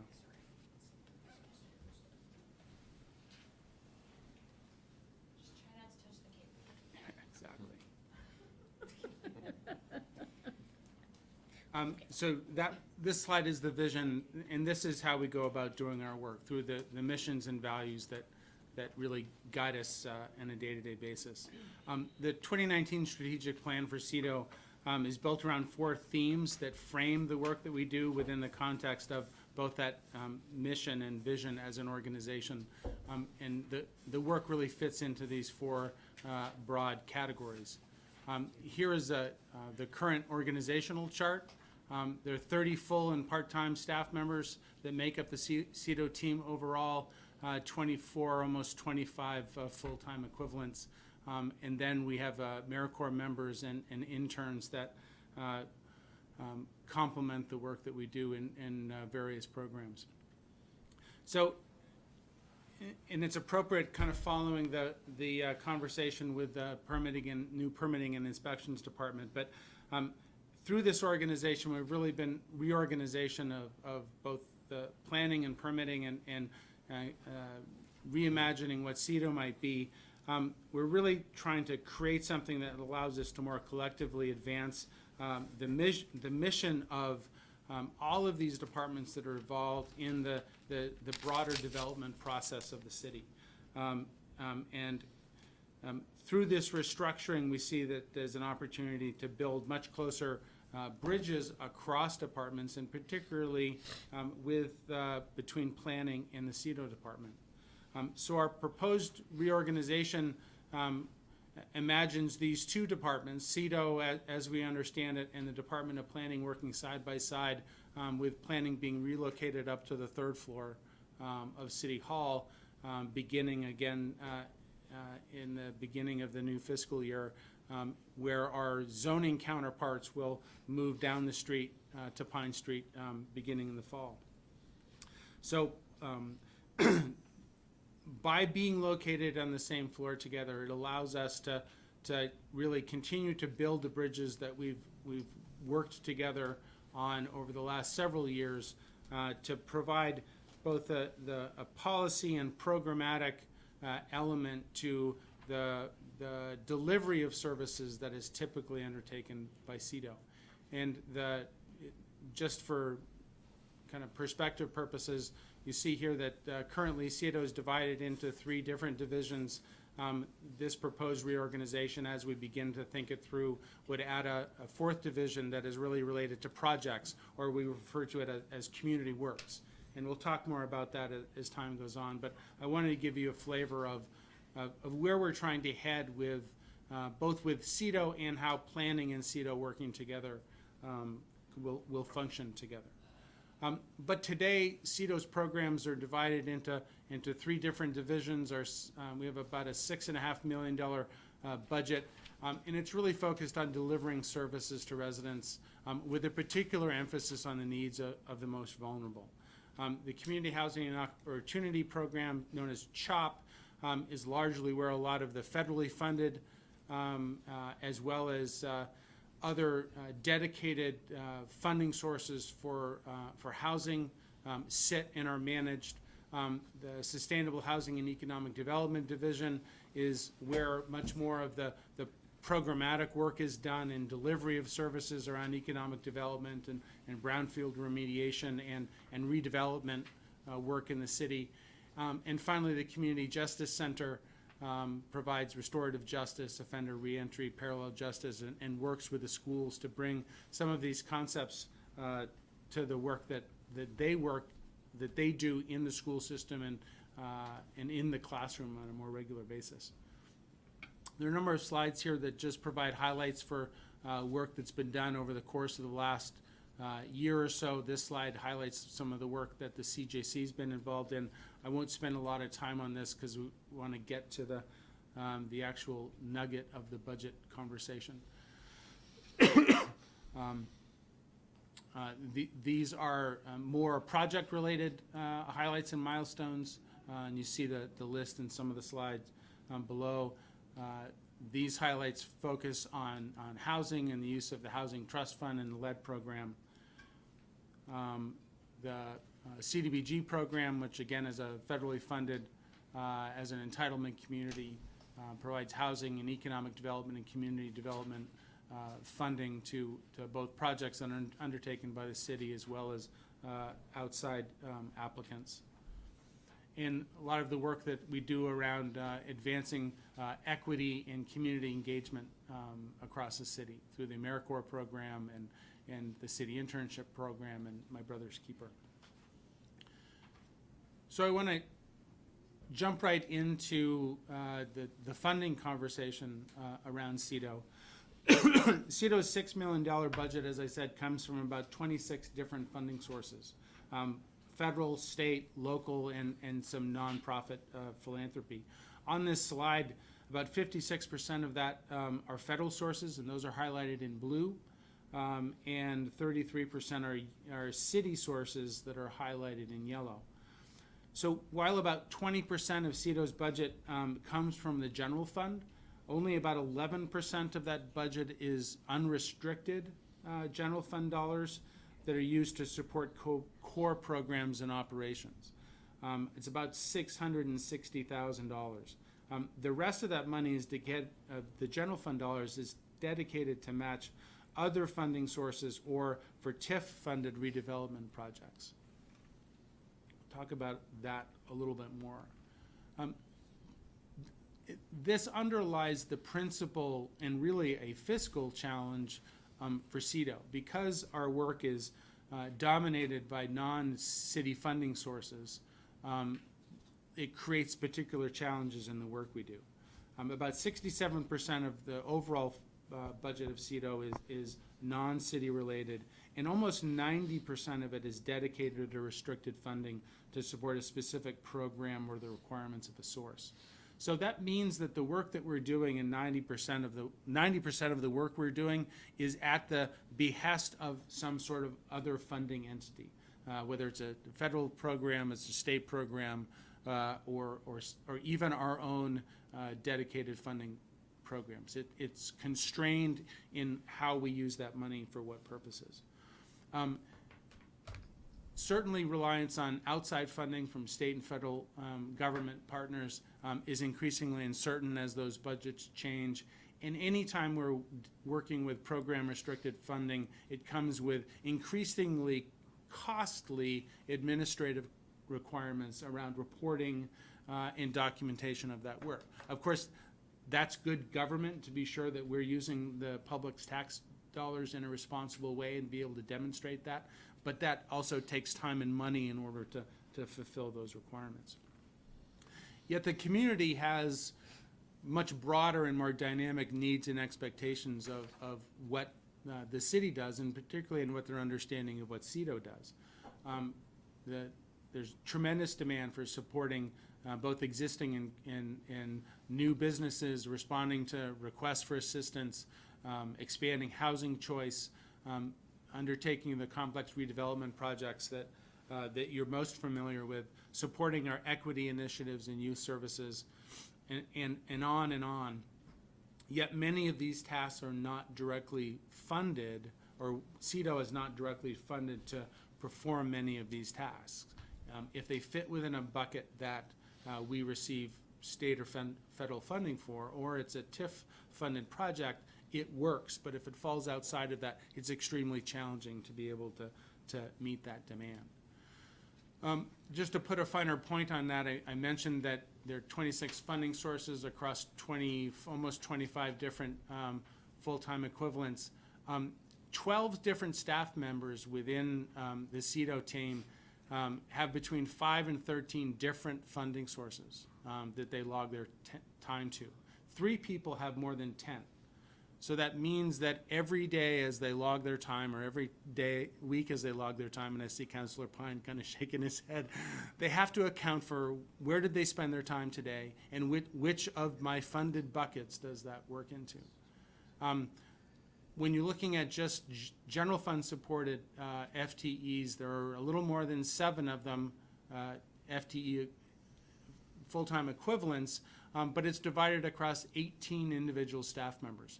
And 4 of those 18 have less than 10% or 4 hours of their week supported by the general fund. The intention here is that when we have a department-wide staff meeting, or there's a citywide training requirement, or something that a staff member can't ethically tag their time to some other funding source, we have to have a place to go with that time, and the general fund supports those kind of generalized functions. But when we look at the core of the city's housing, economic, and community development programs and services, they're really only a little bit less than 1.5 FTEs that deliver that work outside of dedicated funding. So CEDO's increasingly narrow funding just doesn't align with the fundamental responsibilities to provide broad-based programs and services, and really the agility necessary to be able to respond to ever-evolving needs and priorities. So our reorganization plan is really targeted at how do we address this issue. And we have, as the mayor said, we're proposing in a first phase an initial stab at improving the flexibility in the funding that CEDO staff, at least some CEDO staff members have, to be able to do more of this broad-based work.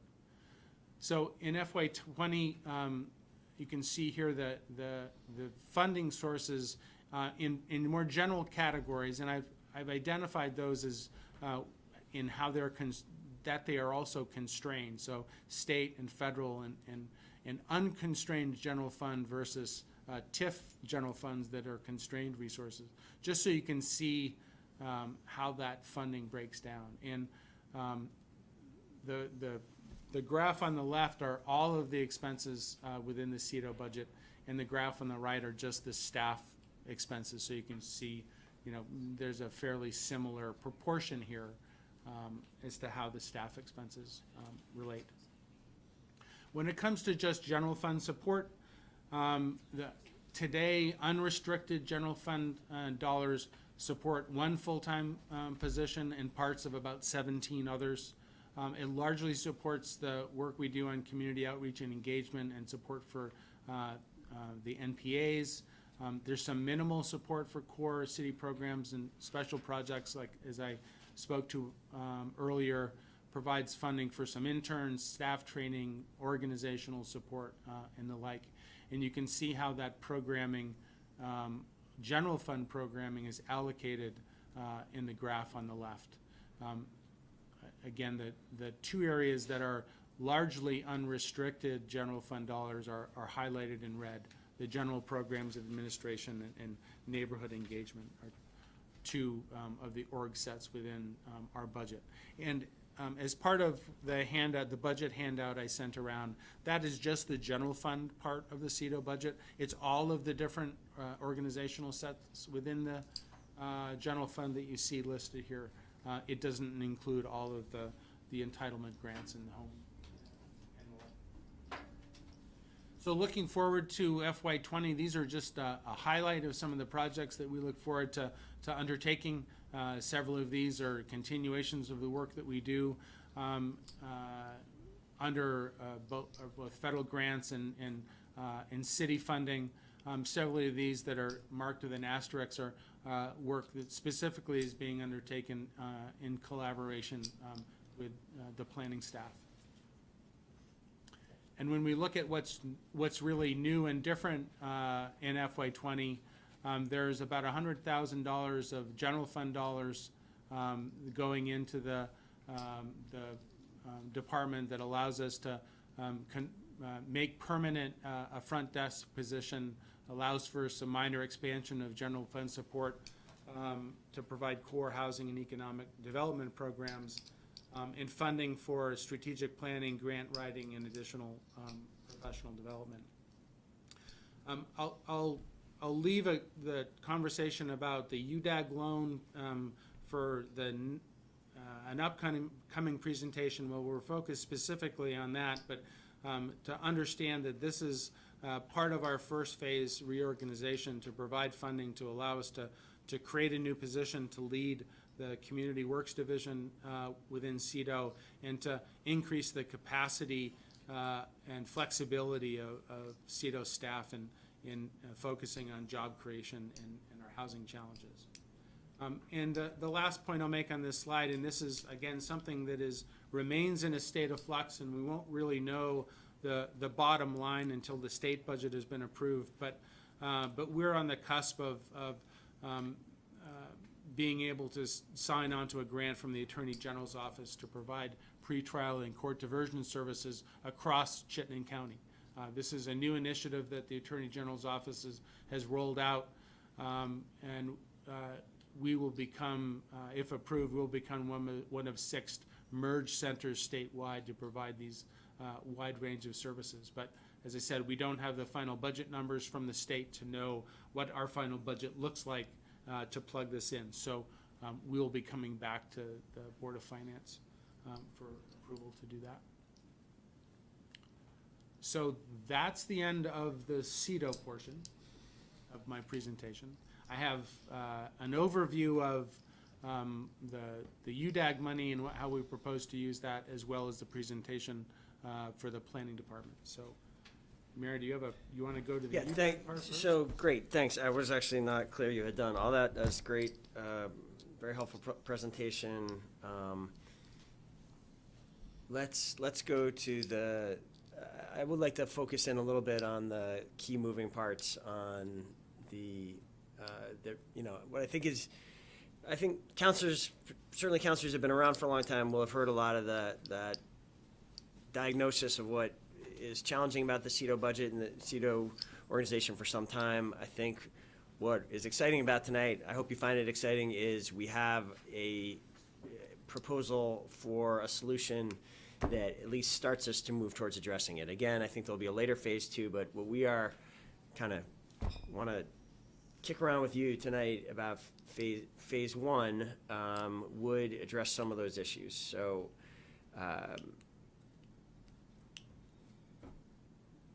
the key priorities are in the second half of the slide here. That the priority number one in this phase is creating capacity of senior CEDO management, providing overall vision, leadership, program management by creating a new assistant director for community work. So this is really, if nothing else happens, I hope a couple other things happen, but I think this is the essential answer to the question, why, how are we going to succeed this time when the past reorganization didn't work out great? Our diagnosis is that the CEDO director, certainly every CEDO director I have worked with, Peter, Noel, and Neil, have really had to spend a great, very significant part of their time on the high-profile projects that that gets a lot of public attention, in which there are, as a result, quite a bit of there's a lot of emerging issues that need to be dealt with in high-stakes negotiation. Everything from City Place Burlington to Moran to Memorial Auditorium. These substantial special projects that the city takes on and that have dominated the time of all past CEDO directors. Our theory for how we free up capacity in the senior management for other things to happen is the creation of a new assistant director for community work. So basically a senior level position that would oversee and really take the lion's share of the management responsibilities away from the director for that area of work, so that the director, who we hope, as you know, to be hiring soon, and we are bringing to you a candidate that does not have vast real estate or development experience, that director can spend much more of their time than they've been able to in the past, supporting the other elements of CEDO, working on the other areas of CEDO that need management, and interfacing with the public more broadly than the CEDO director has been able to in the past. Priority number two would basically partially address, would put some money in the budget here in a almost sort of a placeholder situation, but we know that there are issues with, in particular, some of what David described as staff that are chopped up, their time is chopped up so significantly that they can't be responsive to the public. We want to have some money in the budget to address that in the coming fiscal year. And then the priority number three is actually something that's been in the budget for years. People who have been in the budget for a long time will remember discussions of a city urban designer or urban architect that has been since FY18 in the budget, but we have never actually created that position.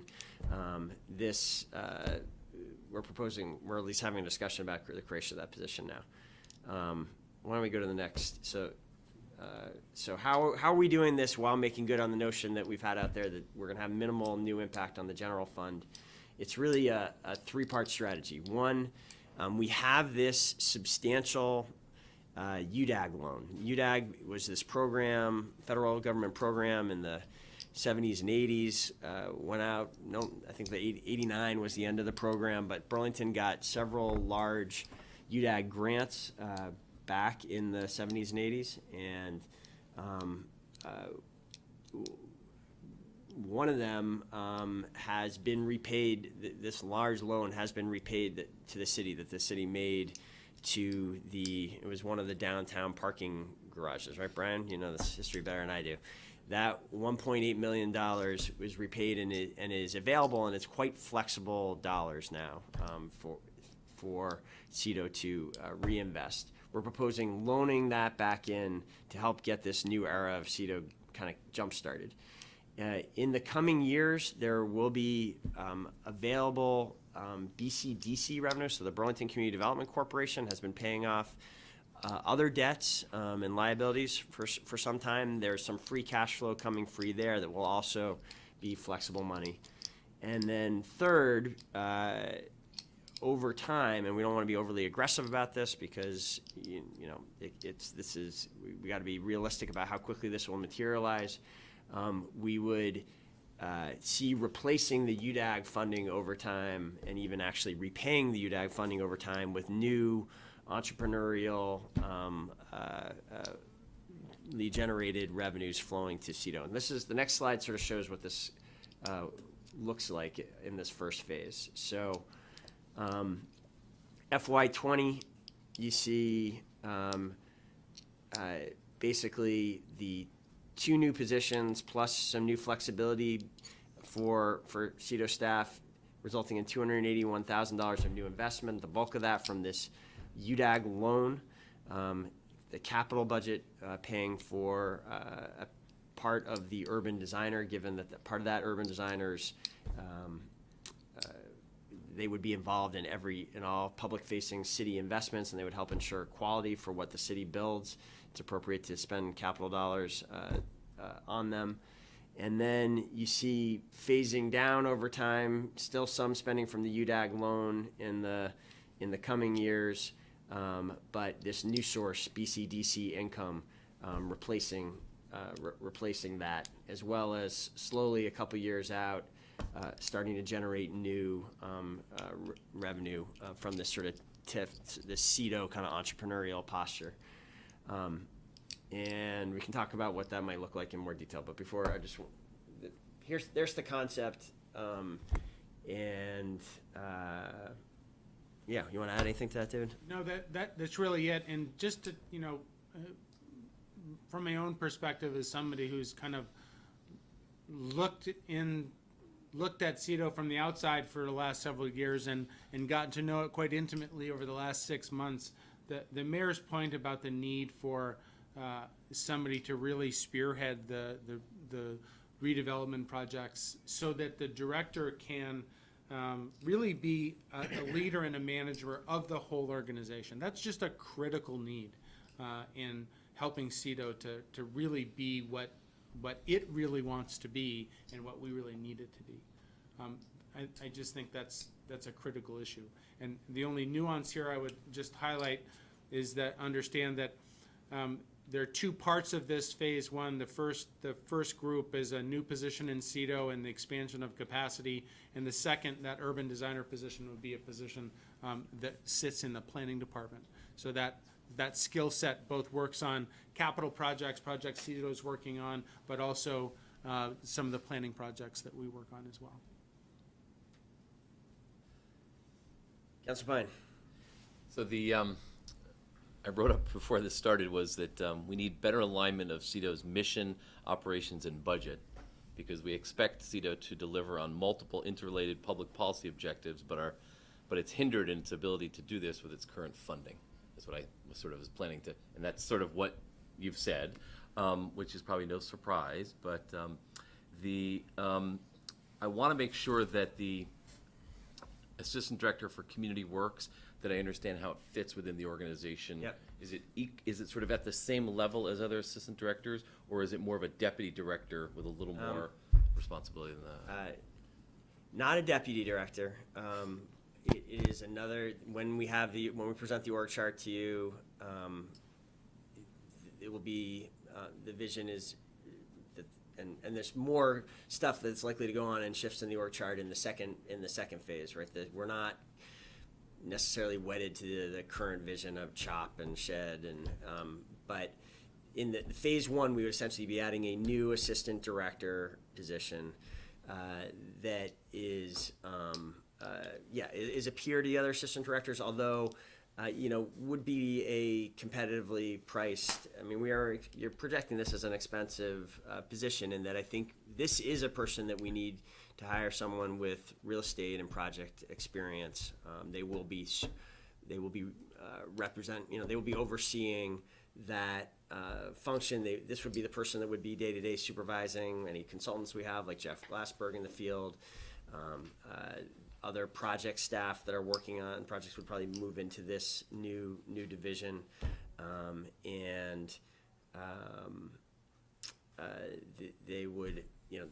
they would have substantial responsibility for the large projects, multi-million-dollar projects that CEDO handles. And then more of a technical question, but the total, I guess the UDAG loan we sort of put some of the previous expenses of CETO on our credit card, if you will, back in the past. This is even before I think you became mayor. And we said, well, we'll cover that when the UDAG loan gets repaid. So I think there's probably a net proceeds of somewhere a little over $1 million maybe after you factor in all the past sort of. We have, you saying it, that makes me, I want to make sure I'm not being overly aggressive. We think it's a little higher than that, but it's certainly well higher than the 400. It is. Thousand, yeah. Okay, so somewhere between 1 and 1.5 million net proceeds after. The total amount of the UDAG is like $1.8 million, and so there, I don't know what proportion then was taken out of that, but that was the total amount. So I think safe to think of this as $1 million to $1.5 million. And so that would be, the rest of that would be preserved, and the idea is this 421 would literally be, would it truly be an amortizing loan? Is that the way maybe not an amortizing loan, but the structure we're envisioning is actually that there would be a loan document, and it would be a loan maybe with a 20-year term that the goal would be for that to be repaid for, so that for the next generation sort of innovative investment like this, and we've only shown you like a 5-year time horizon here, but I think as we get deeper into this conversation, I think it's realistic to think that if we find it, I think we should find, and I realize we don't really have the visualization up here to support this, but we've been doing a fair amount of work looking at what CETO has been responsible for over the decades, the amount of new revenue that CETO has generated, that CETO, projects that CETO has had a significant role in bringing into existence has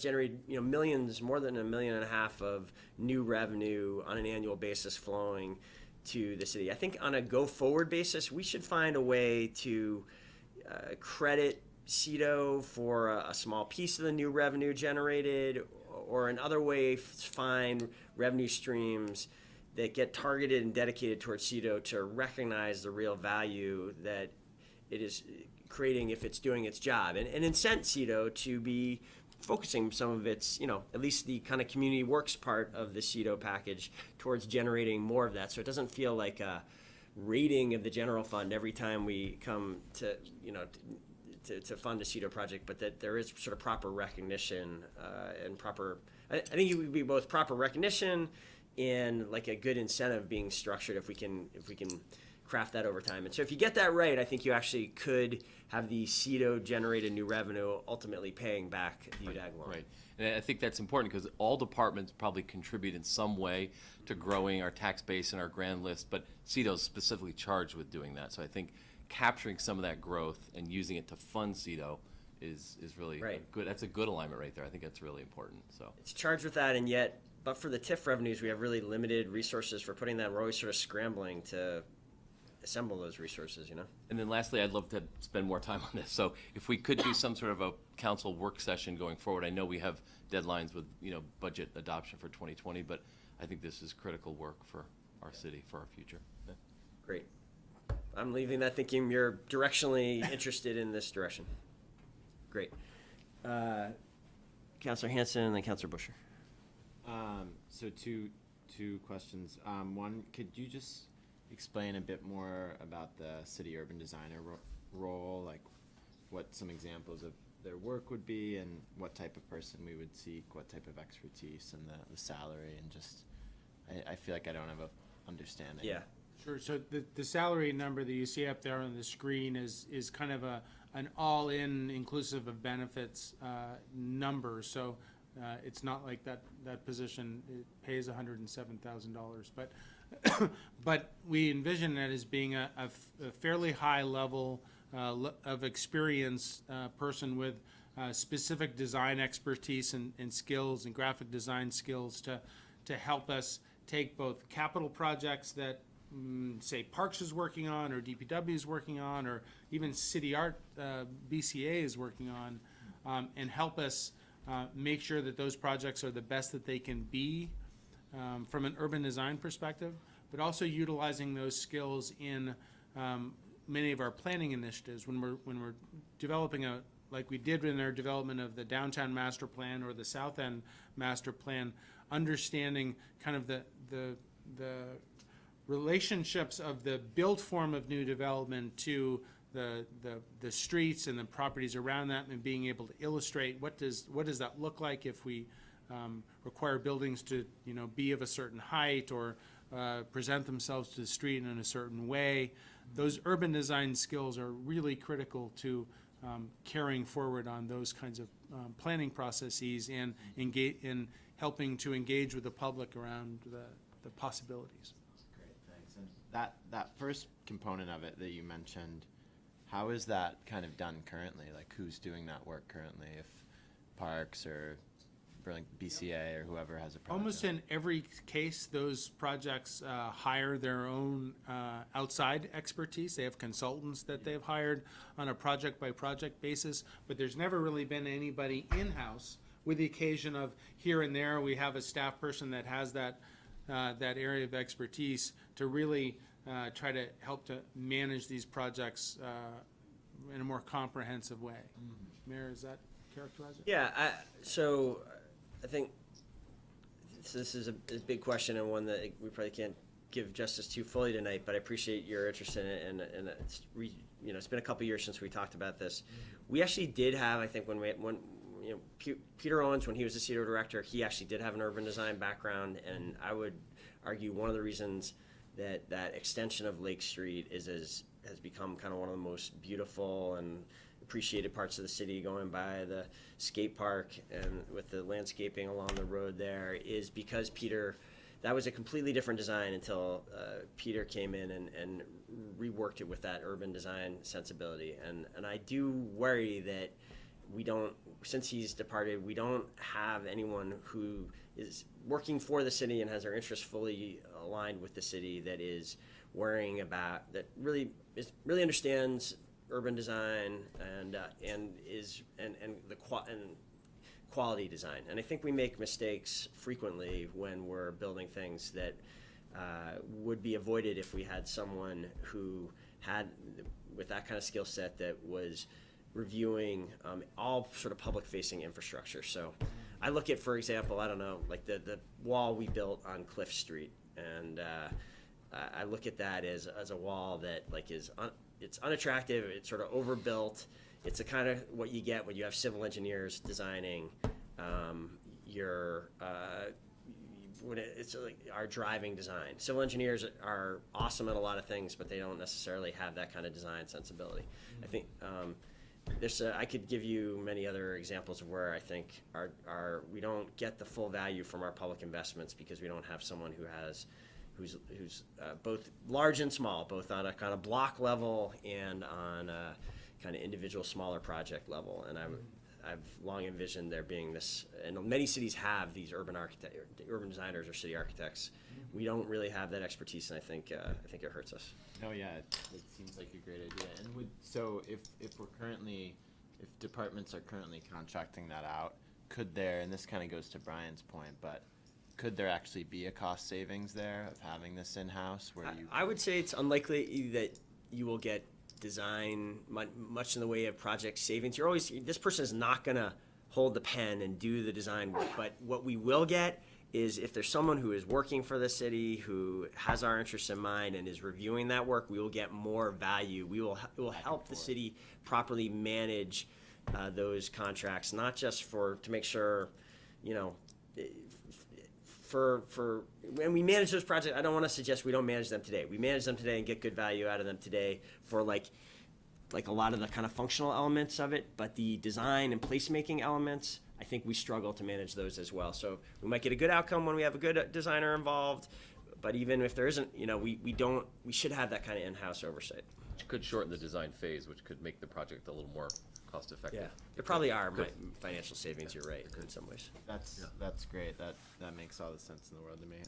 And then my other question, so it kind of speaks to a specific idea, but also opens up a broader question, unrelated to the last one. So we have kind of these earmarked or restricted funds that direct a lot of the work. I'm wondering to what extent you can kind of piggyback either two different ones together or one of those with general work. So the specific example that I've heard raised before is around the lead program, and as we're going to apartments doing this lead testing, we could also do some basic weatherization or basic energy audits, built into that. I'm wondering what, if there's obstacles to that, if that's possible to do something like that, because that funding is specific. Yeah.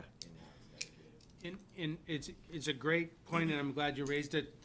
Todd Rawlings here, one of our CEDOS assistant directors, he and I were just talking about this yesterday. When you've got a program that's going into the home, they're already going into the home, a lot of the paperwork and process is fairly similar. Are there opportunities to combine these where we're going in to do lead? Can we also do some, safe home kind of work to provide access improvements or critical repairs? Is there an opportunity to provide energy efficiency improvements, whether we're collaborating with BED or CVOEO, because you've already got somebody going in the door, what kinds of things can we wrap together to provide a more holistic set of services to that homeowner? We're not there yet in how we create such a program and think about particularly how it's organized and how it's funded, but it's a direction that we've talked about exploring further.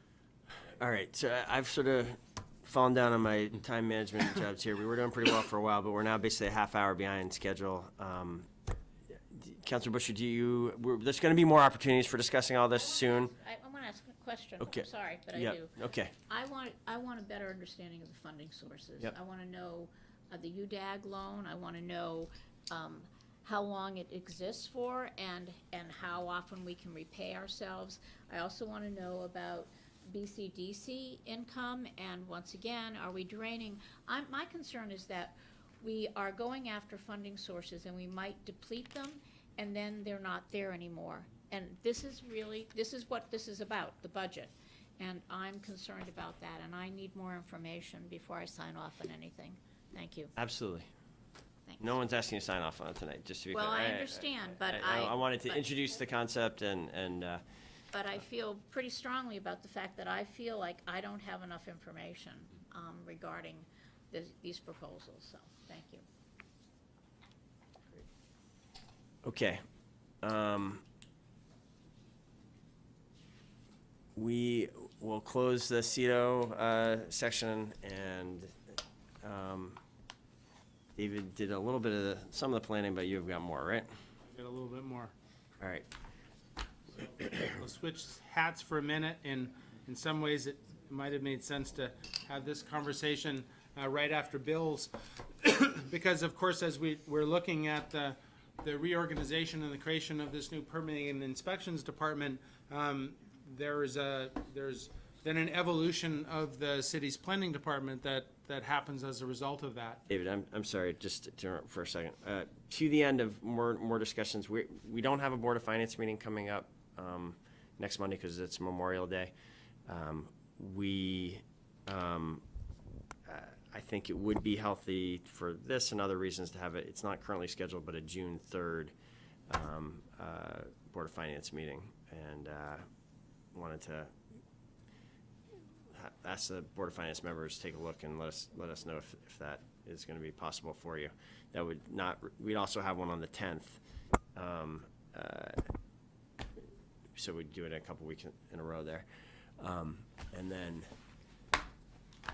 I also wanted to interrupt just to apologize. I'm going to let Beth run the rest of the meeting from here. I've double booked on some I'm going to go to. But David will finish off planning and the TIF budgets with Beth. I do. So here,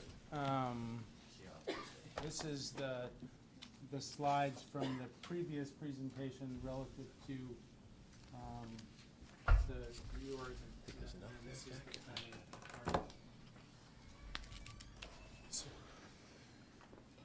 So this presentation focuses on the newly constituted Department of Planning. As I said, zoning will ultimately make its way down the street to Pine Street. So The planning department its work will continue to focus in its real core responsibilities, the comprehensive plans, topical plans, neighborhood planning initiatives that we've always done in the past. We have a significant component of work relative to information technology around E911, addressing geographic information system and management of the permit management system. Some of that may change, evolve a little bit over time, but that's in the budget as currently. We staff 2 citizen boards and commissions. The Planning Commission primarily is our responsibility, and we'll continue to work with the Conservation Board with some shared collaboration with the Permitting and Inspections Department, because some of the staff, zoning staff that's going down the street has traditionally been the staff to the Conservation Board. So you'll see through this presentation actually several references to tasks or initiatives that are undertaken in close collaboration with either CEDO or the Permitting Inspections Department.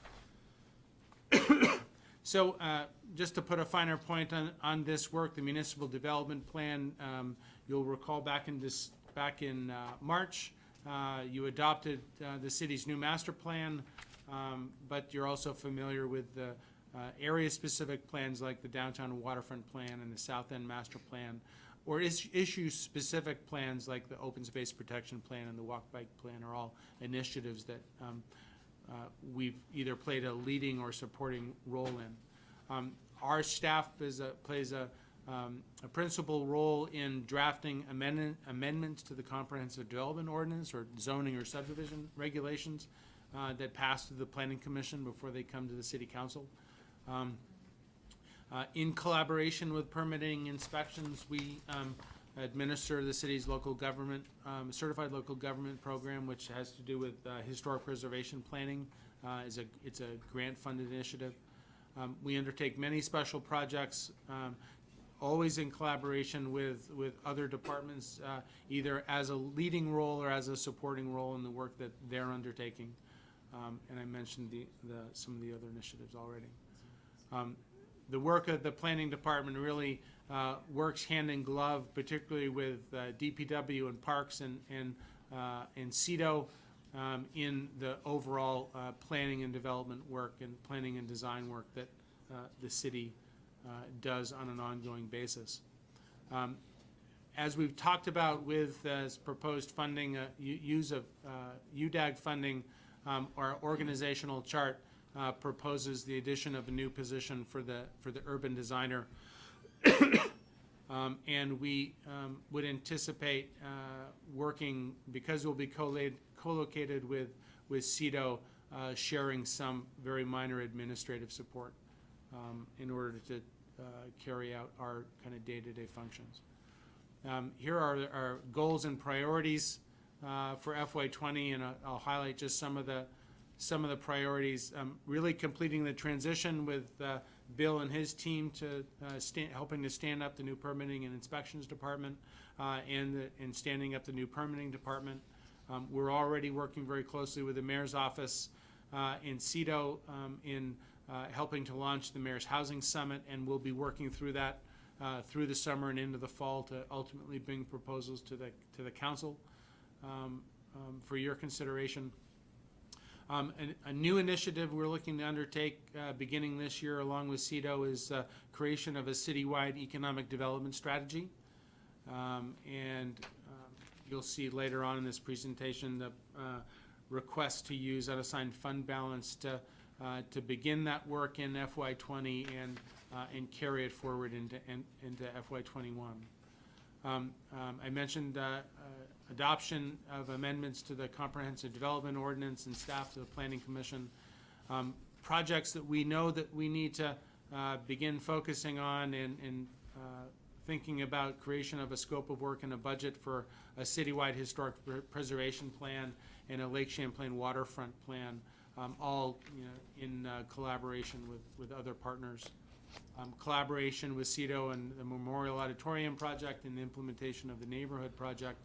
and with DPW and Parks and the conceptual design work for Main Street. That is a continuation of the work that Megan was involved in on creation of the Great Streets design standards, the construction that's going on in St. Paul Street today, and in City Hall Park. And then the next part of that focuses on Main Street. So planning in this budget, what's different from FY19? Planning's alone. The zoning component will have moved down the street. So the permit revenue projections that you used to seeing as part of our budget are no longer in our budget. They're housed in Bill's budget because that's where those permits will be generated. But we would anticipate that, as it always has been, that the permit fees that the city generates and go into the general fund really is part and parcel to supporting the work that we do, but in the work that many other departments do, like CEDO and the Attorney's Office and others. We're looking to establish some shared administrative support with CEDO on the order of 2 to 3 hours a week to help us with the administrative responsibilities we have and supporting the Planning Commission primarily. The request for use of fund balance for a total of about $150,000 over the course of two fiscal years in order to undertake a citywide economic development strategy. This project is really looking at defining both the vision and the strategies going forward to how the city undertakes economic development work.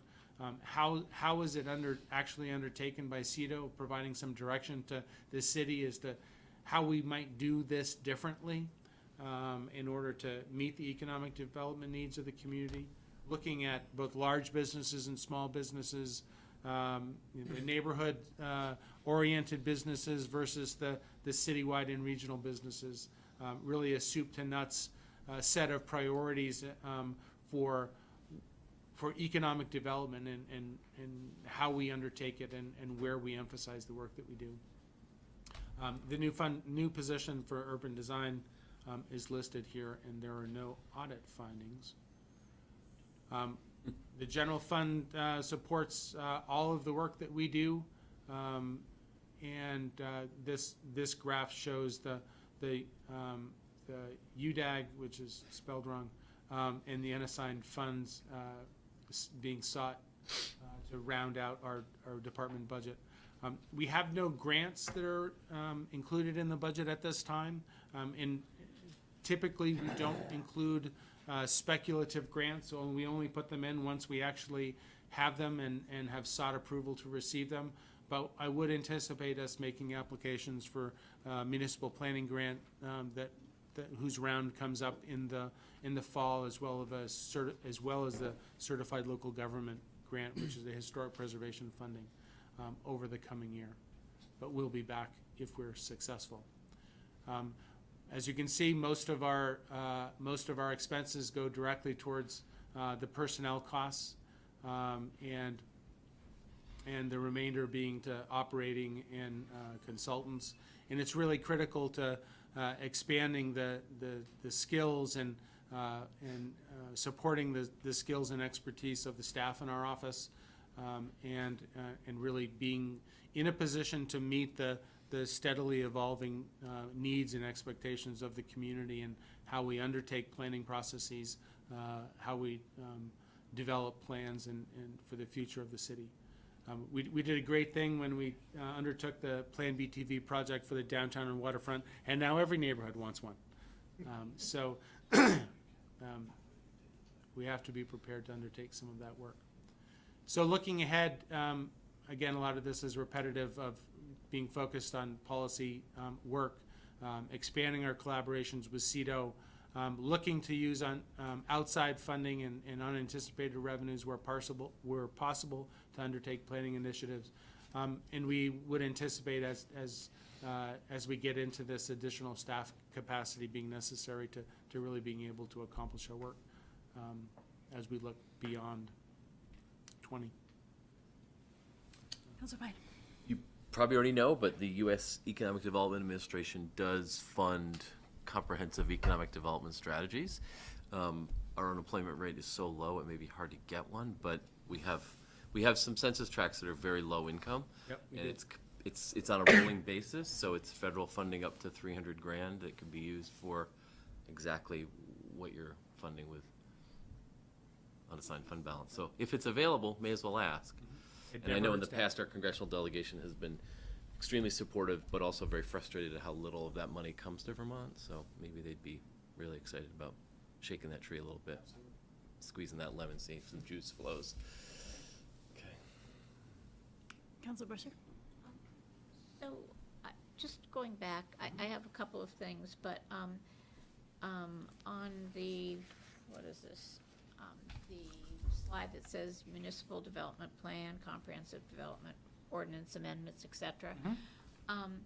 So planning is gonna take this on, and you said, open space protection plan, that was Scott before, but you're going to take it on now? Well, that's just an example of the kind of issue-specific planning components that are part of the municipal plan. You'll recall, we did the first open space protection plan in 2000. It was updated a couple, 3 years ago, and Scott led that effort. Right. And kind of going forward, with the new configuration of departments, we anticipate to continue that the work that Scott has done in supporting the Conservation Board and the work that Mary's done as part of the Certified Local Government Program, that we'll continue to do that kind of work. They will continue. And Okay. we'll- Okay, we I will- misunderstood what you said, that's why I wasn't sure about that. But under special projects, something jumped out at me, and I leaned over to President Wright and went, whoa. I can guess what that is. Yeah. Ward redistricting, round two? What Well, is this? Every 10 years. Every Yes. 10 years. It when was this- 10 years ago that we went through that awfulness? No, it wasn't. 7, but it was as a result of. It's as a result of the census. Right. Yes, So I know. by the time we get to it, it will be have been about 10 years. Okay, so this is not in in the 2020. future. It's not in 2020. Okay, okay. A couple years later. It's a couple years later. It'll be 21 or 22 that we're undertaking. So that see, work. it says FY 2020 budget, and then Right. there it is, and I was like, oh my God. how could it be? I'm sorry to put that scare Yes, uh, okay. to you. Has to It's be. just an example of those kinds of special Has to be projects. at least after 2020. Yes. Right. The census will be taken Gathering April now. 1st, 2020. In fact, it's usually a couple years after. Yeah. We won't even begin to get data from them until 6 or 8 months Wanted everyone to be awake. into that year. I want to see who's paying attention. Okay, well anyways, yeah, that just woke me up. But, Beth, can I ask him a question about a CEDO question? Because I was really surprised to see, that you'd be contracting for strategic planning and grant writing. So because you continue to be funded by grants, and Councilor Pine just identified another maybe source of revenue, that was a skill set that CEDO had, like they nailed it. And so, is the intent to this year do this because you've got a new staff, et cetera, but is the intent to bring it in-house? I guess that's what I'm trying to figure out ultimately. The budget proposal doesn't necessarily bring it in-house. It's hiring somebody to do that No, work I for understand us, that, but yes. ultimately, I mean, what I just said was, I imagine you might have those monies because you're reorging and you've got a lot of new people, but ultimately, have you talked about the intent of bringing that in-house and have that skills in-house or not? As a milestone down the road, not as part of Right. this year or maybe even in the coming year, but it's definitely a need in terms of how does CEDO fund itself and be more entrepreneurial. One of the challenges, of course, is that you got to have capacity to seek and write those grants, and that means that the funding for that person doing that work has to have flexibility. They can't be otherwise dedicated to performing grant work at the So, same time they're Okay, thank you. searching for it. So, this is for you, because in the past, departments sometimes wanted to lean on CEDO. I'm talking years ago, but I think Councilor Pine remembers this. Would lean on CEDO because they didn't have that internal skill set. So it might be advantageous, because I heard Parks and Rec talk about needing to to have a grant writer or We've actually started some conversations about looking to see if we could actually maybe find an external resource who would do some grant searching and writing for us. Okay. And that they would be paid contingent on actually return, like, yeah, exactly. So we're early in those stages, but because nobody has a full-time need, or very few departments really, like CETO may be the closest, but I don't even know that you have a full-time need. So yes, we are aware of it in conversations, but I don't have it an just answer for you. seems to make sense, because I think by the time you contract out, you've lost some valuable time. Sometimes these grants, I mean, I feel like sometimes you could miss your opportunity. That's all. Yeah. And I think we don't know, I'm sorry, what would be possible. Well, and I know that just this winter, you know, we just didn't have the capacity to apply for an EPA grant. You know, we tried really hard, but we just couldn't make that lift to make that application. And Sorry, if I may, David, I think what you have in the FY '20 budget is for the lead, Right. which traditionally we contract out. But to be able to realize that $3 million or so that we get for the lead program. Correct. So that's. and some additional money for an EPA grant, but yes. Okay. Thank you. That was it. Thank you. Anything else? I'm gonna speed around the TIF budget then. You have the printout, it's slightly different from what you picked up on Friday, so what I just left to your left is a slight change. Yes. This right here? Yes. Okay. So TIF budget's not really exciting. We have 2 TIF districts. They get basically the tax revenues that are collected in those districts is kept in the district, shown up as revenue in each. We have debt, voter approved projects that projects that were voter approved for which we've taken on debt, which is paid using that increment, that tax revenue in those districts. These just show what it looks like for this year. So the projected revenues from the taxes, the projected debt service. The debt service is pretty much locked in, except for one piece, the Moran. We will be bonding for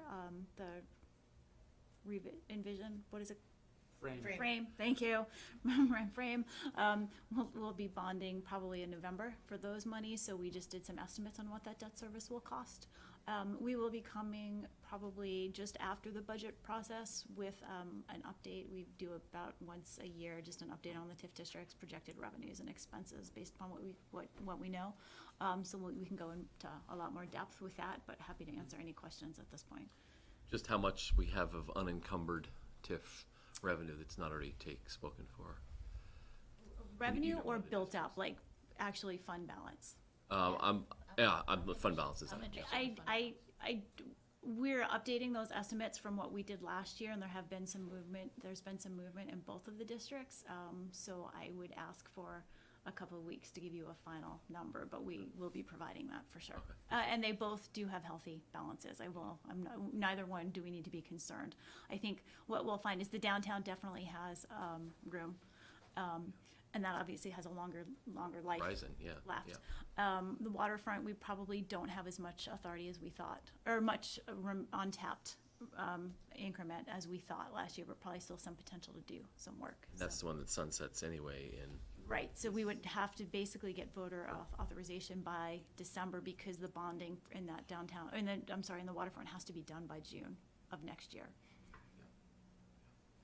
What was the line, when you make that presentation, you'll say what we originally anticipated, the amount that we thought we would potentially want to draw down, and, because they all had a dollar amount, and then we've drawn down this amount of money. Yeah, so what we'll give you an update on what the expenses have been, what the current balances are, and what we're projecting the rest of the cash flows would be for each district. And when they sunset, and both when you still can draw down on We will it, have and projections. then I think for the new counselors too, the payback system, how the formula that is used to pay back the TIF. I mean, I assume did you get that in orientation, all that? No, so I think that would be really good as a package, so people understand that. Thank you. Anything else? Anybody? I think we're adjourned then. Great. Thank you very much. Thanks for going over, everybody. Thank you all for sitting. Selfie.